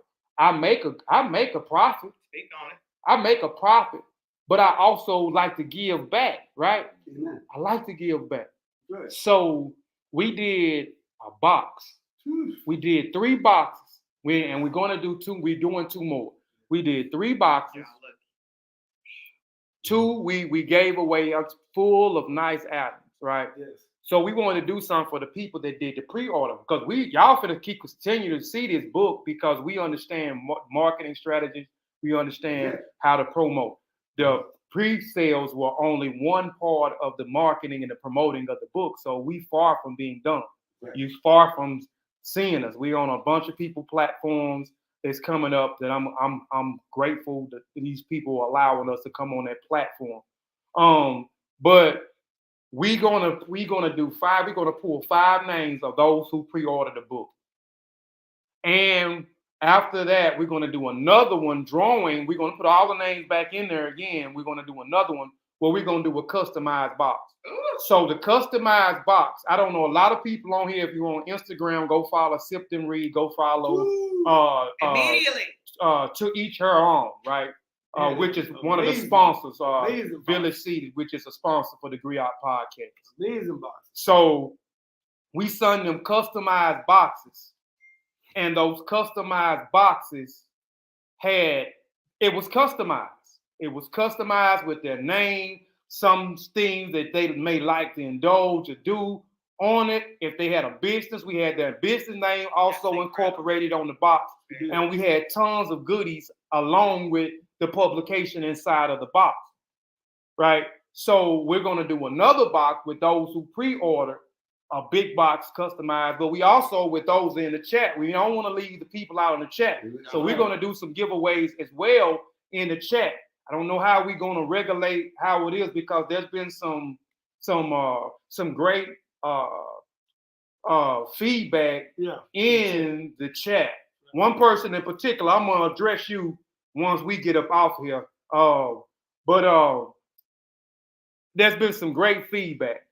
You know what I'm saying? And this space is always a positive space. I want to just keep saying that this is a positive space. So I just want to say that I'm trying not to get upset, because I hate negativity. I left the conscious community because it's negativity over there. People don't see me over there no more. People think I'm switching up. I'm changing. I done changed. I ain't changed, man. I just evolved. So don't associate me with the conscious community no more. That's why you don't see me doing a lot of stuff anymore on YouTube. Because I'm tired of being boxed in to that community, that cesspool over there. Right, it's negativity. This is a positive space. Right. So I want people to be comfortable. Yes. Comfortable. That's right. I want great feedback in here. If you don't possess good character, That's the word there. good character, get away from here. Everybody on this chat, in the chat right now that know me, tell them one good character. Tell them about me. Everybody, I did a whole show. I put out a book called A Beautiful Lessons About Chemo. I had 30 people on the panel for me. I didn't tell none of these people to say what they said. And one of the main characteristics that said they gravitate toward me was I have good character. I have every single 30 people on the panel said the same thing. And I always tried to exemplify that and push that. I just get tired of negativity. You have 4 people today here that's gonna tell you. I'm tired of it. Stop. So I'm just seeing something in there that's hurting me because that dude is my brother, but he always with the negativity, man. And it just hurts me to see my own brother would do some of that stuff to me, know how I feel about that. And he will come in here today and push this garbage, this negativity. That's purposely done. Don't let that get in. We ain't gonna worry about that. That's right. Don't let that get you out of character. So let's get into it, man. Let's Right. get into Let's it. We're gonna do the drawing. Let's Fair get enough. That's into right. the drawing. That's right. I'm Behind me, Satan. gonna change the camera and I'm gonna let them pull the names out. So you pull a 5, huh? Yeah, we're gonna pull We all 5 pull. names. We all Here pull. we go. We'll do 5 Hey. names. No bias. I'm gonna go get some. Hold on, let me put the camera on, my brother, so everybody can see we not cheating. Yeah. So we're gonna change the position of the You camera. legit. You doing this legit. Legit. You legit. Oh Hold Lord. on. Stop. Hammer time. I thought you were gonna get up and slide. Let do we pull now? Yeah, go ahead and pull that Let's down. pull that first one out. I done shook it up. Lay it first. Okay. They all the same name. Hold on now. Oh, they ain't. Let me do it right. Robert McCarden. Okay, Robert McCarden. Robert McCarden. Okay. Robert, put your name down, Robert. That's from the pre-sale. Oh, it was? For Okay. the Is it pre-sale, Robert for the McCain? pre-sale. Come on, Okay. Keith. So who was that? Robert McCain. Okay, hold on. All right, we'll pull another. Now I'll tell them what they want. We'll go ahead. Okay. Go ahead. Man, All right, we all, It's it's fine. We all That- pull it. We Oh, all yo. That's yeah, the we real- all- Okay. Can I pull one? You got 5 of us. Hold on, let me change the cameras. All right. Yeah. This one say. Hold on, Keith. No, keep- All right. All right. The lucky winner, Miss Diana Curtis. Ooh. Come on down. Okay. All right, I got the third one right here. Okay, hold on. Let me go back. Let me change the camera over to you so people can see. No, it was a setup. They was cheating. No, not cheating. You know, they always have some innuendo. All right, I hope I got this one right. Kadeem Stewart. Yeah. Kadeem. He's on here. That's Zane Matigo. That's Zane. Kadeem Stewart. Shout out to Zane. Zane has been supporting us, man, for since 2016. And now he's being rewarded. I think, man. Now he's being rewarded, brother. Congratulations. Congratulations for your support, brother, all those years. Let me. Two more. So I'm gonna pull right here. I'm pull one more. And as y'all can see, it's a new name. All right, this is a new name. This is Tony Thompson Perkins. So you are Tony. another one. TT, Tony Thompson. That's what she got my too. Yeah, Dallas, Texas. Oh, that's okay. that was in the house. And lastly, this seems like the Morrison Forte. Okay, that's Morrison Forte. So Morrison Forte. So That's number 5. number 5. So There we you go, have right there. Morrison Forte. It's 5. We have Diana Curtis. Yes. We have Kadeem Stewart. Yes. We have Robert Who? Nick Garden. Oh, I know who that is. That's a brother from. Oh man, and I'm sorry, and I forgot them. I'm also a member of the Tep-Hesed Warrior. We put another book out as well. A lot of these books that I talk about is up under my publishing company. And Robert is one of the guys that's going to. Yes. And Robert has published a book with the Tep-Hesed Warrior group that we put out. Man, phenomenal book too. And the other one is Tony Thompson Perkins. So y'all will win. I thought I had them in there, but y'all will win. This is what y'all will win. Y'all will win. Y'all all win a Modern Day Griot and Griots shirt. Right. So we're gonna ship that off to y'all when we get ready to ship out the pre-orders, as well as those who, because the book is still up. You know, we just stopped the pre-order, so now you got to pay the full price for the book. We did the book at 20% off, so it was your chance to get the book at 20%. That was something else too. We did another giveaway. We're taking lack on the end, just so we can make it affordable. Which the book is still affordable for people. It's not gonna be crazy. Just so it's still affordable. You know what I'm saying? A value meal right now. You go to McDonald's or Burger King right now and get a value meal. Boy, it is crazy. So instead of getting a meal, get a Modern Day Griot. Yeah, get you a Modern Day Griot book. Intellectual meal. So we'll ship these shirts out. Right? So we're gonna put this back in here. We're gonna do one more drawing. We're gonna do the big drawing for the customized box. And like I said, some of y'all already have seen all right, yeah, he gonna do it.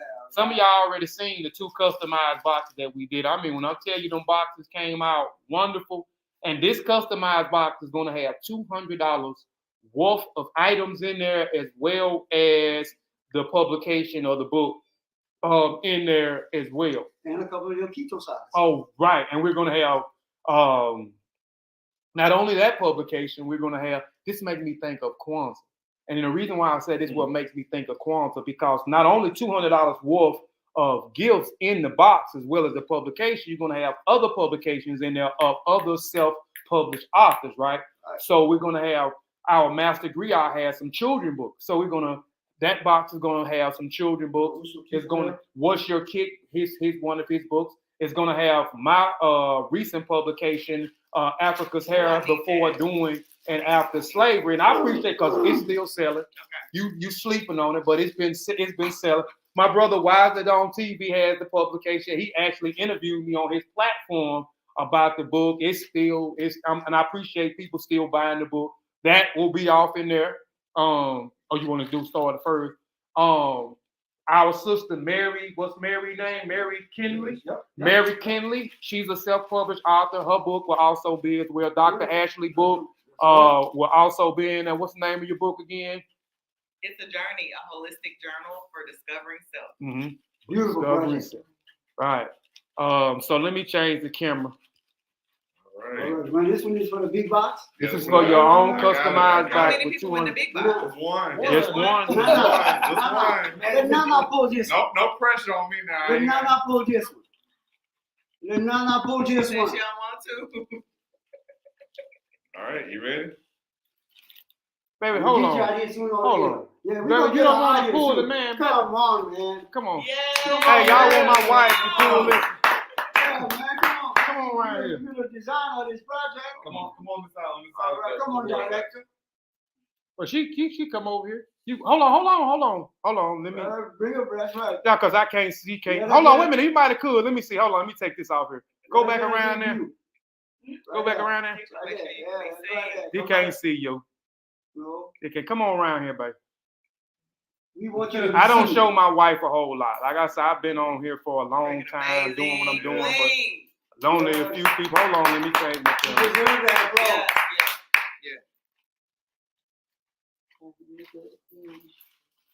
See how awful she is.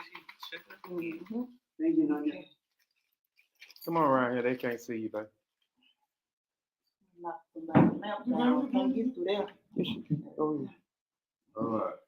All right, so this is my wife. This is Nanya Miko. She has a real African name, Nanya Miko. Yes. It means patient. I tell that to everybody, but she don't have no type of Excuse patience. me. Very patient. Excuse me. Not second that emotion. Thomas Perkins. Oh, Wow. she won again. So out of Yeah. out of 35 people in that bag, And I pulled him back, bro. I told him over. Congratulations. We shook it up twice. Yeah, Wow. I did, bro. so God bless Tony my sis. Tony I'm bringing that Thompson stuff back Perkins, to Texas, baby. you won a customized box full of $200 worth of gifts, as well as the publication, as well as some other self-published books in there. And from the first time, what else she won too? So she won twice. Yeah, she won twice. She She a won lucky. twice. She a lucky. Yeah. Oh. Yes. So I want to do something for the chat. I tell you what I'm gonna do. I know one. We'll do three. One person in particular, I'm gonna do Sister Juju. I love you, Sister Juju. Sister Juju been through the chat. She was one of the first one in here. She's her positive response. She's been getting and in the chat, communicating with people in the chat. That's what a moderator does. She's been doing her job. So you won. Let me. Dang, what did I do with the bag? Okay. You won. I'm gonna have to get it because this in here is not your size. I have to get your size. But this is the Modern Day Griot and Griots shirt. Right, and these are all of the terms that I talk about in the book. So when somebody say Griot, then you can go through. Hey, you can give them the other names. You can run down the other names. Right. So this I like how it come out. Designed by my company. Everything on my website is designed by me. I don't let nobody. Kofi, you teaching some new words too, So bro. Modern Day Griot and Griots. I forgot what I put in here. The Griot Podcast inside. I got the Griot Podcast inside the box. So you win a Griot, the Modern Day Griot T-shirt. That's incredible. With all the names in the different West African language of what a Griot and a Master Griot is. Mamana. Yep. Okay. Billy Edwards. Billy Edwards. So you also will win a Modern Day Griot and Griot T-shirt.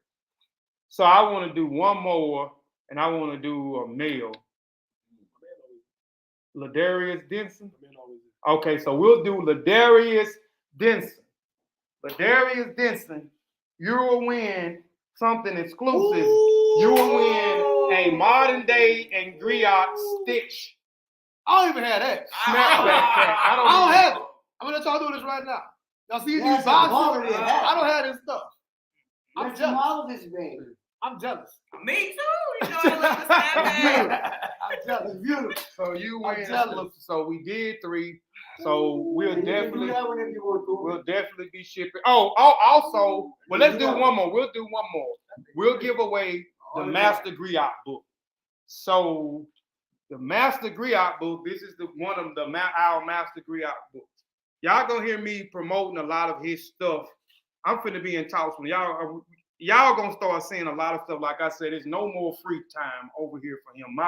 My Master Griot is gonna make money from his intellectual property. That is also the goal. We gotta support our self-owned publisher. So this is called Define Reflections, the PPM trilogy, book 3, Music of the Enslaved and the Subjugated Mind. This is by the Master Griot. So who we want to give this to, man? I know somebody who could possibly give to. They in the chat? They in the chat. They should be in the chat. I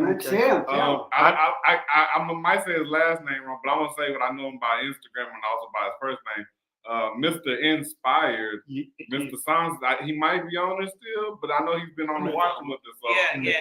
Hey, good So brother, Mr. Inspired, I'm still waiting on you too, Mr. Inspired, to respond to what you said you was gonna do, Mr. Inspired. I'm just fooling with you, but he's definitely gonna sign the book. I'll pull up his name for you. All right. So we appreciate everybody. So we're gonna briefly. I want to let all of my panelists and my co-hosts close us out briefly with some closing remarks, because everybody's on the panel. I respect powerful minds, very intellectual, doing that thing. You know what I'm saying? So well, let's just start. We'll start with Brother Reggie Reed, Brother Reggie Bailey. What's your closing remarks, man? You know, congratulations to you and Sean. I'm glad that y'all are, you know, doing the work that moves y'all. I'm glad that y'all invited, you know, me and the other panelists out. I think it's important that everyone here just spoke about the importance of reading and writing and just the way it's impacted us. And I think that everyone here who sees this now, who will see this later, will hopefully relate to us and feel inspired to start their own journey and see where it takes them. Thank you for being with us, man. Reggie, Major figure. appreciate you, brother, man, Major for figure, us extending and you coming on. And I don't know if you know it or not. And I said it the other day on a live or something, but just the words that you gave Sean about writing and pushing him forward, creating a blog site and writing, and just what he told me, you said, that inspired me, because before I was writing books, I was writing blogs. I have a blog site called Kofi Piesie Written Composition. I hadn't published anything on that blog site since probably about 4 years. So I done posted maybe about five articles on there since then. I wrote, man. So, and that was all. I just like to give people that flowers, because if he wouldn't have shared that with me, there wouldn't be nothing else on a Kofi Piesie Written Composition. Even though I tried the Substack for some reason is having technical difficulties, man. I done tried and tried. I just done gave up with Substack, man. I might try it again in the future, but I appreciate you, bro.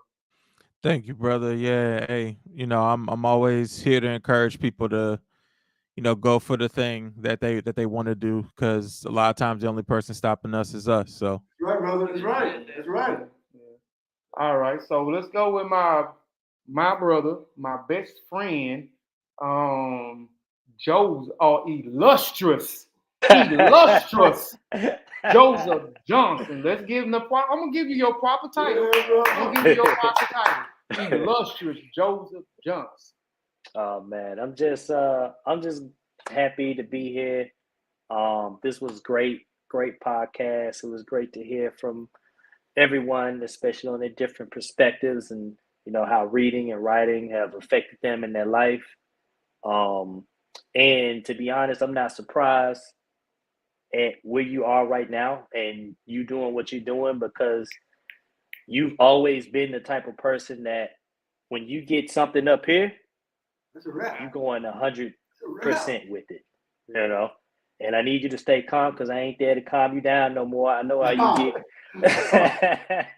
Yeah. I know how you can get. But yeah, man, I'm just excited that you thought of me to bring me on, and I'll continue to keep reading over here, and I hope you all will do the same.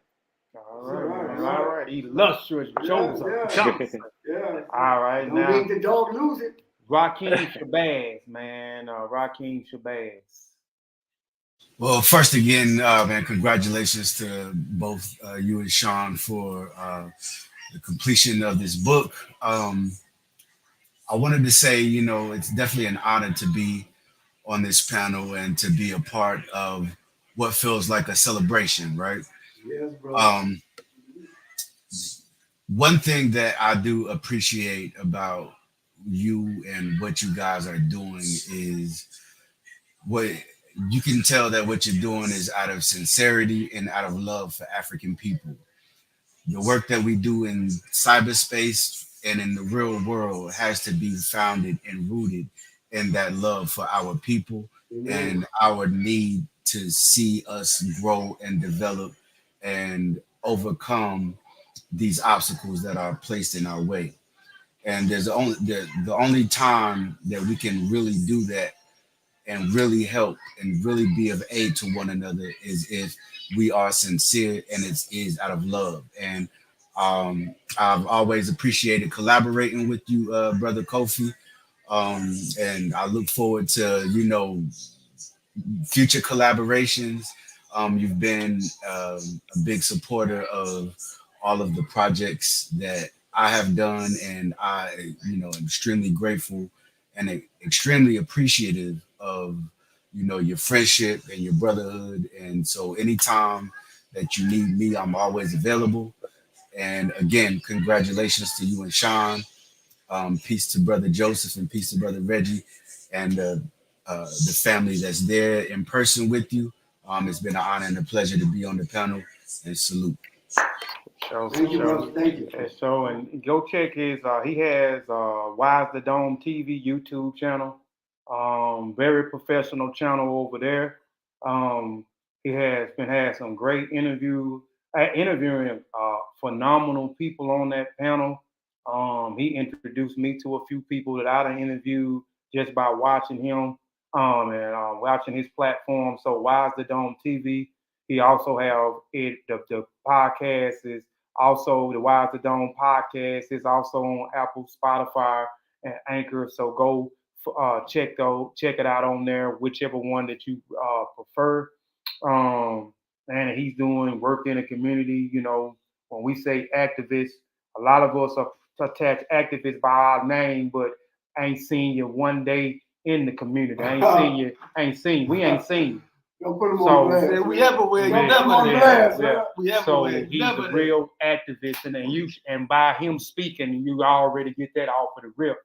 So shout out again to you, and we also will be on his podcast soon. We got to work it out. So probably early October, we'll definitely be on Wise the Dome TV to promote our book. But let's turn it over to. We'll go with Dr. Ashely Wade, Brother Matt, and then we'll end it with our Master Griot closing the show out. Hold on, let me change the position of the camera for y'all. We go. Take a picture. Click. Take a picture. Check me out. Cool. Intel pose in. There we go. We ready? Yeah. Yo, I'm just so grateful to be here in person with these amazing people. And it's really a humbling experience because, to be around people who are smarter than you and then exponentially just really, really creative and brilliant people is just super humbling to me. And it just shows that, the creator is definitely real, because to create people like us and the community that we have is just a really humbling position and posture to be in. Like, you guys are amazing to me. I'm glad to meet you guys in person. Thank you guys for supporting us. From Dallas, Texas, first of all. They drove all the way from Dallas. It reminds me of Ubuntu. I am because you are. So shout out to Kofi and Sean for allowing us to, impart a little bit, just a little snippet in your book. Very grateful, humble by that experience, and just glad that my good brother. Yes. He was sick of me a lot of times, but my good brother, had us come down here so we can share this moment together. This is Thanks for coming. Incredible.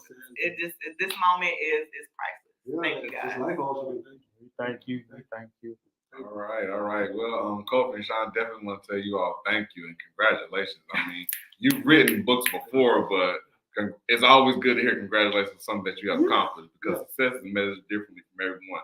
So don't let someone else's definition define how yours is. Yes, sir.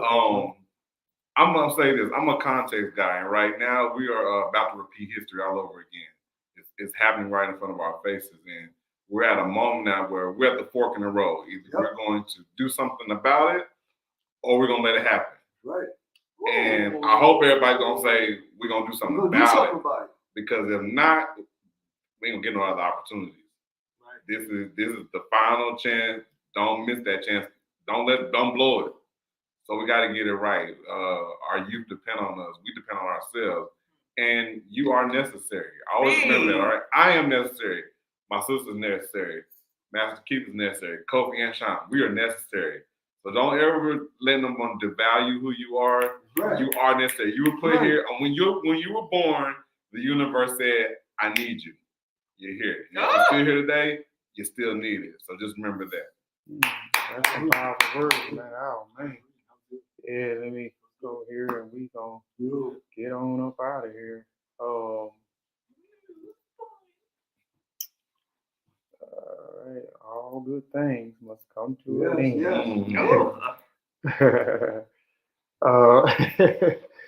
I don't have anything. I just want to say, man, I appreciate the pile of people who came in to watch this episode right here and to celebrate with us and to listen to each and every person speak on this platform today, man. So I appreciate y'all. I appreciate the people who pre-ordered the book, you know what I'm saying? Because you didn't have to, but you took your hard-earned money, however you make it, and you went to the website and you purchased the book, right? So we appreciate that. You know, we appreciate the pre-sales. We appreciate the sales in the future. You know what I'm saying? So we just greatly appreciate everybody, man. Hope everybody be happy with the gifts that they received through the pre-orders, and I hope everybody in the chat is happy with the gifts that they got as well, man. But this was a great experience. I drove all the way from Mississippi to Louisiana to meet these people, and man, I'm so grateful that I was able to meet Sean, and I was able to meet Matt. I was able to meet Dr. Wade. I was able, and I got that thing plugged up in. I probably got the speakers plugged up in there. Because I know that. Yeah, that's why we ain't real loud through those speakers, because I'm crazy. But it just, man, y'all, it got crazy before this thing started. But and I'm grateful, you know, for meeting the Master Griot. Like, I met him 3 years ago, interviewed him on my author's perspective, the Master Griot. So, and we kept a communication since then, you know, and it wouldn't be no modern day, this wouldn't even be out right now, because I said I was done with publishing books. People who follow me know that I have tons of publications out. So, but just the words that he gave me over the phone, you know, I said, well, hey, I might as well. But this time I wanted to share a publication with my brother. You know what I'm saying? We have an established man, this is more. I knew you before I interviewed you, right? Yeah, sure. Knew him before I interviewed. So I knew Sean before I interviewed you. And what was so crazy is you said that, man, it was man, I better, you know, I don't like to use that word. He said, I'm such a fan. You know, I've been following you for so long, because like I said, I've been doing this stuff for a long time. Right. So he bought a few of my publications, my research group. So with my Kofi Piesie research team, you bought Spears of the Mossy. He bought the first two, Spears of the Mossy, Historical Survey in the Minds of African Warrior Scholars, Volume 1, and From Spears to Pen, a Historical Survey in the Minds of African Warrior Scholars, Volume 2, which is in a library in Africa. How many other scholars that we know in that cesspool of a community, we call a country community, have publications in the motherland? So we have two publications in a library in the Gay and Journal Skills Academy in Gambia in 3 different locations. So it's paid for, right. So, but just our friendship has grown stronger, and he just don't know how much he has inspired me and motivate me. So he keep me on my toes. So I'm like, I'm not gonna let Sean outdo me. So we inspire and we keep us motivated. And I'm quite sure it's the same way. So, and that's what you're supposed to do. You're supposed to surround yourself around people that's gonna inspire you, motivate you, and uplift you, man. So I appreciate you, man, and the friendship, man. I really do. I know you may not believe it. Man, I can't get none of that, man. I can't get none of that. I done gave you 1,000 hugs. Yeah, but that's your closing report. Yes, I'm done. So I'm gonna say this in this social media age, right? Of course, everybody watching it. We watching it on social media, but the people in this room right now, I was a fan of these people, honestly, before I even met these people.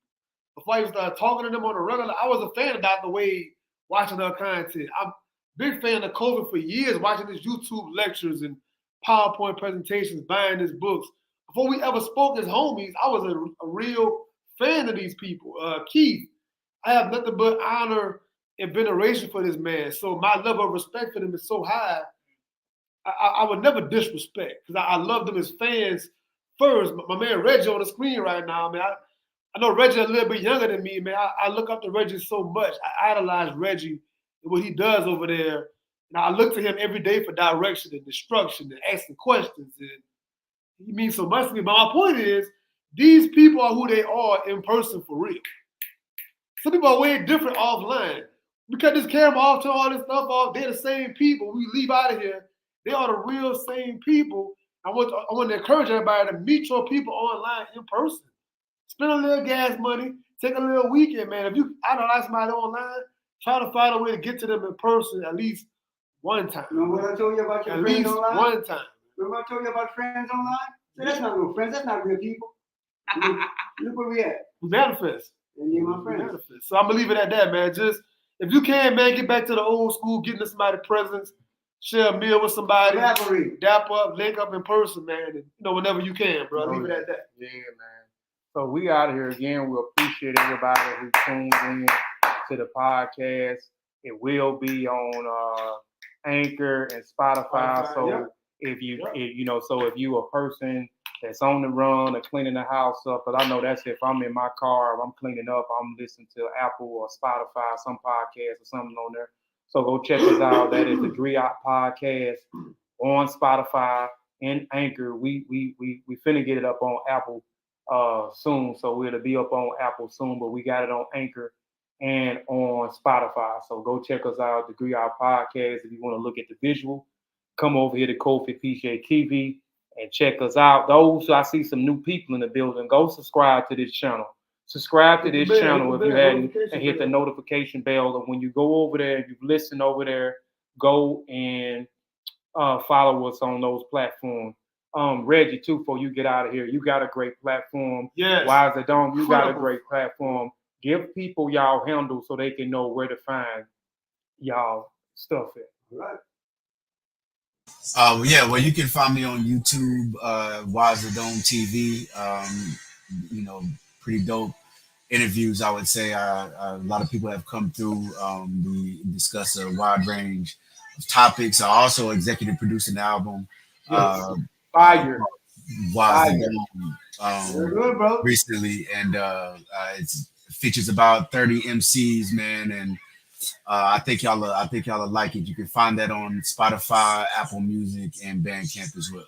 So that is a audio book. When you go get his album, it is a audio book. It is so many. If you want to learn something, go get that audio. It's an audio book. It's an album, but I call it an audio book because I learned so much by listening to that album. Every person on that album is phenomenal. Every person on there is intellectual. And those people are also, I mentioned in the book, are griots. And they're using that platform in a positive manner by spreading positive things about us, right? Keep teaching, brother. Keep teaching. Brother Reggie? Keep teaching. Yeah, so thank you again. Just give me the opportunity to speak to the things I do. You can find me on Instagram at Reggie Reads. On YouTube, you can find me at Books Are Pop Culture. Books Are Pop Culture is the show that asks the questions pop culture deserves to the authors who create it. I host it alongside my partner in crime, Jared Woods, who you can find on Instagram at A Black Man Reading. Wow. And yeah, it's a good time. I think y'all will enjoy the conversations had just with authors talking about anything. We open-minded, and it's reflected in our guests and our topics. Thank you, brother. Man, good platform. Joseph smiling, Reggie. Joseph is from Natchez, and we know him personally. I know him as Jay Woodard. I know him as Jay Woodard. Yeah. We know him as Jay Woodard. Yeah, I went to high school. I met him through Joe. Yep. And to see what Jay Woodard is doing now, because when I met Jay Woodard was a gangster disciple. That's what I know him from, walking around, going to college, but hat kicked to the back, blue rag in his pocket. This what I knew him as, and then just to see him morph into an intellectual and take pride in reading and transmitting and assimilating information to the people, and the platform that y'all have. I'm a fan of y'all platform too. I listen to your platform. I'm just glad y'all transitioned from Instagram to YouTube, because for me it's a better look to YouTube. I'm sorry. The YouTube thing, I just don't like the Instagram thing because of how it looks once you bring a person on to the panel. You know, the vision get a little disturbed. Sometimes the audio is not all the way quality to me. So the YouTube thing, I'm just glad y'all took it to the YouTube thing, man. So shout out to you and Jay Woodard and y'all platform, man. And that's it, man. We out of here, man. Again, man, we appreciate y'all, man. Peace. Until the next time, until the next episode, man. We out of here. Yeah. Griots, baby.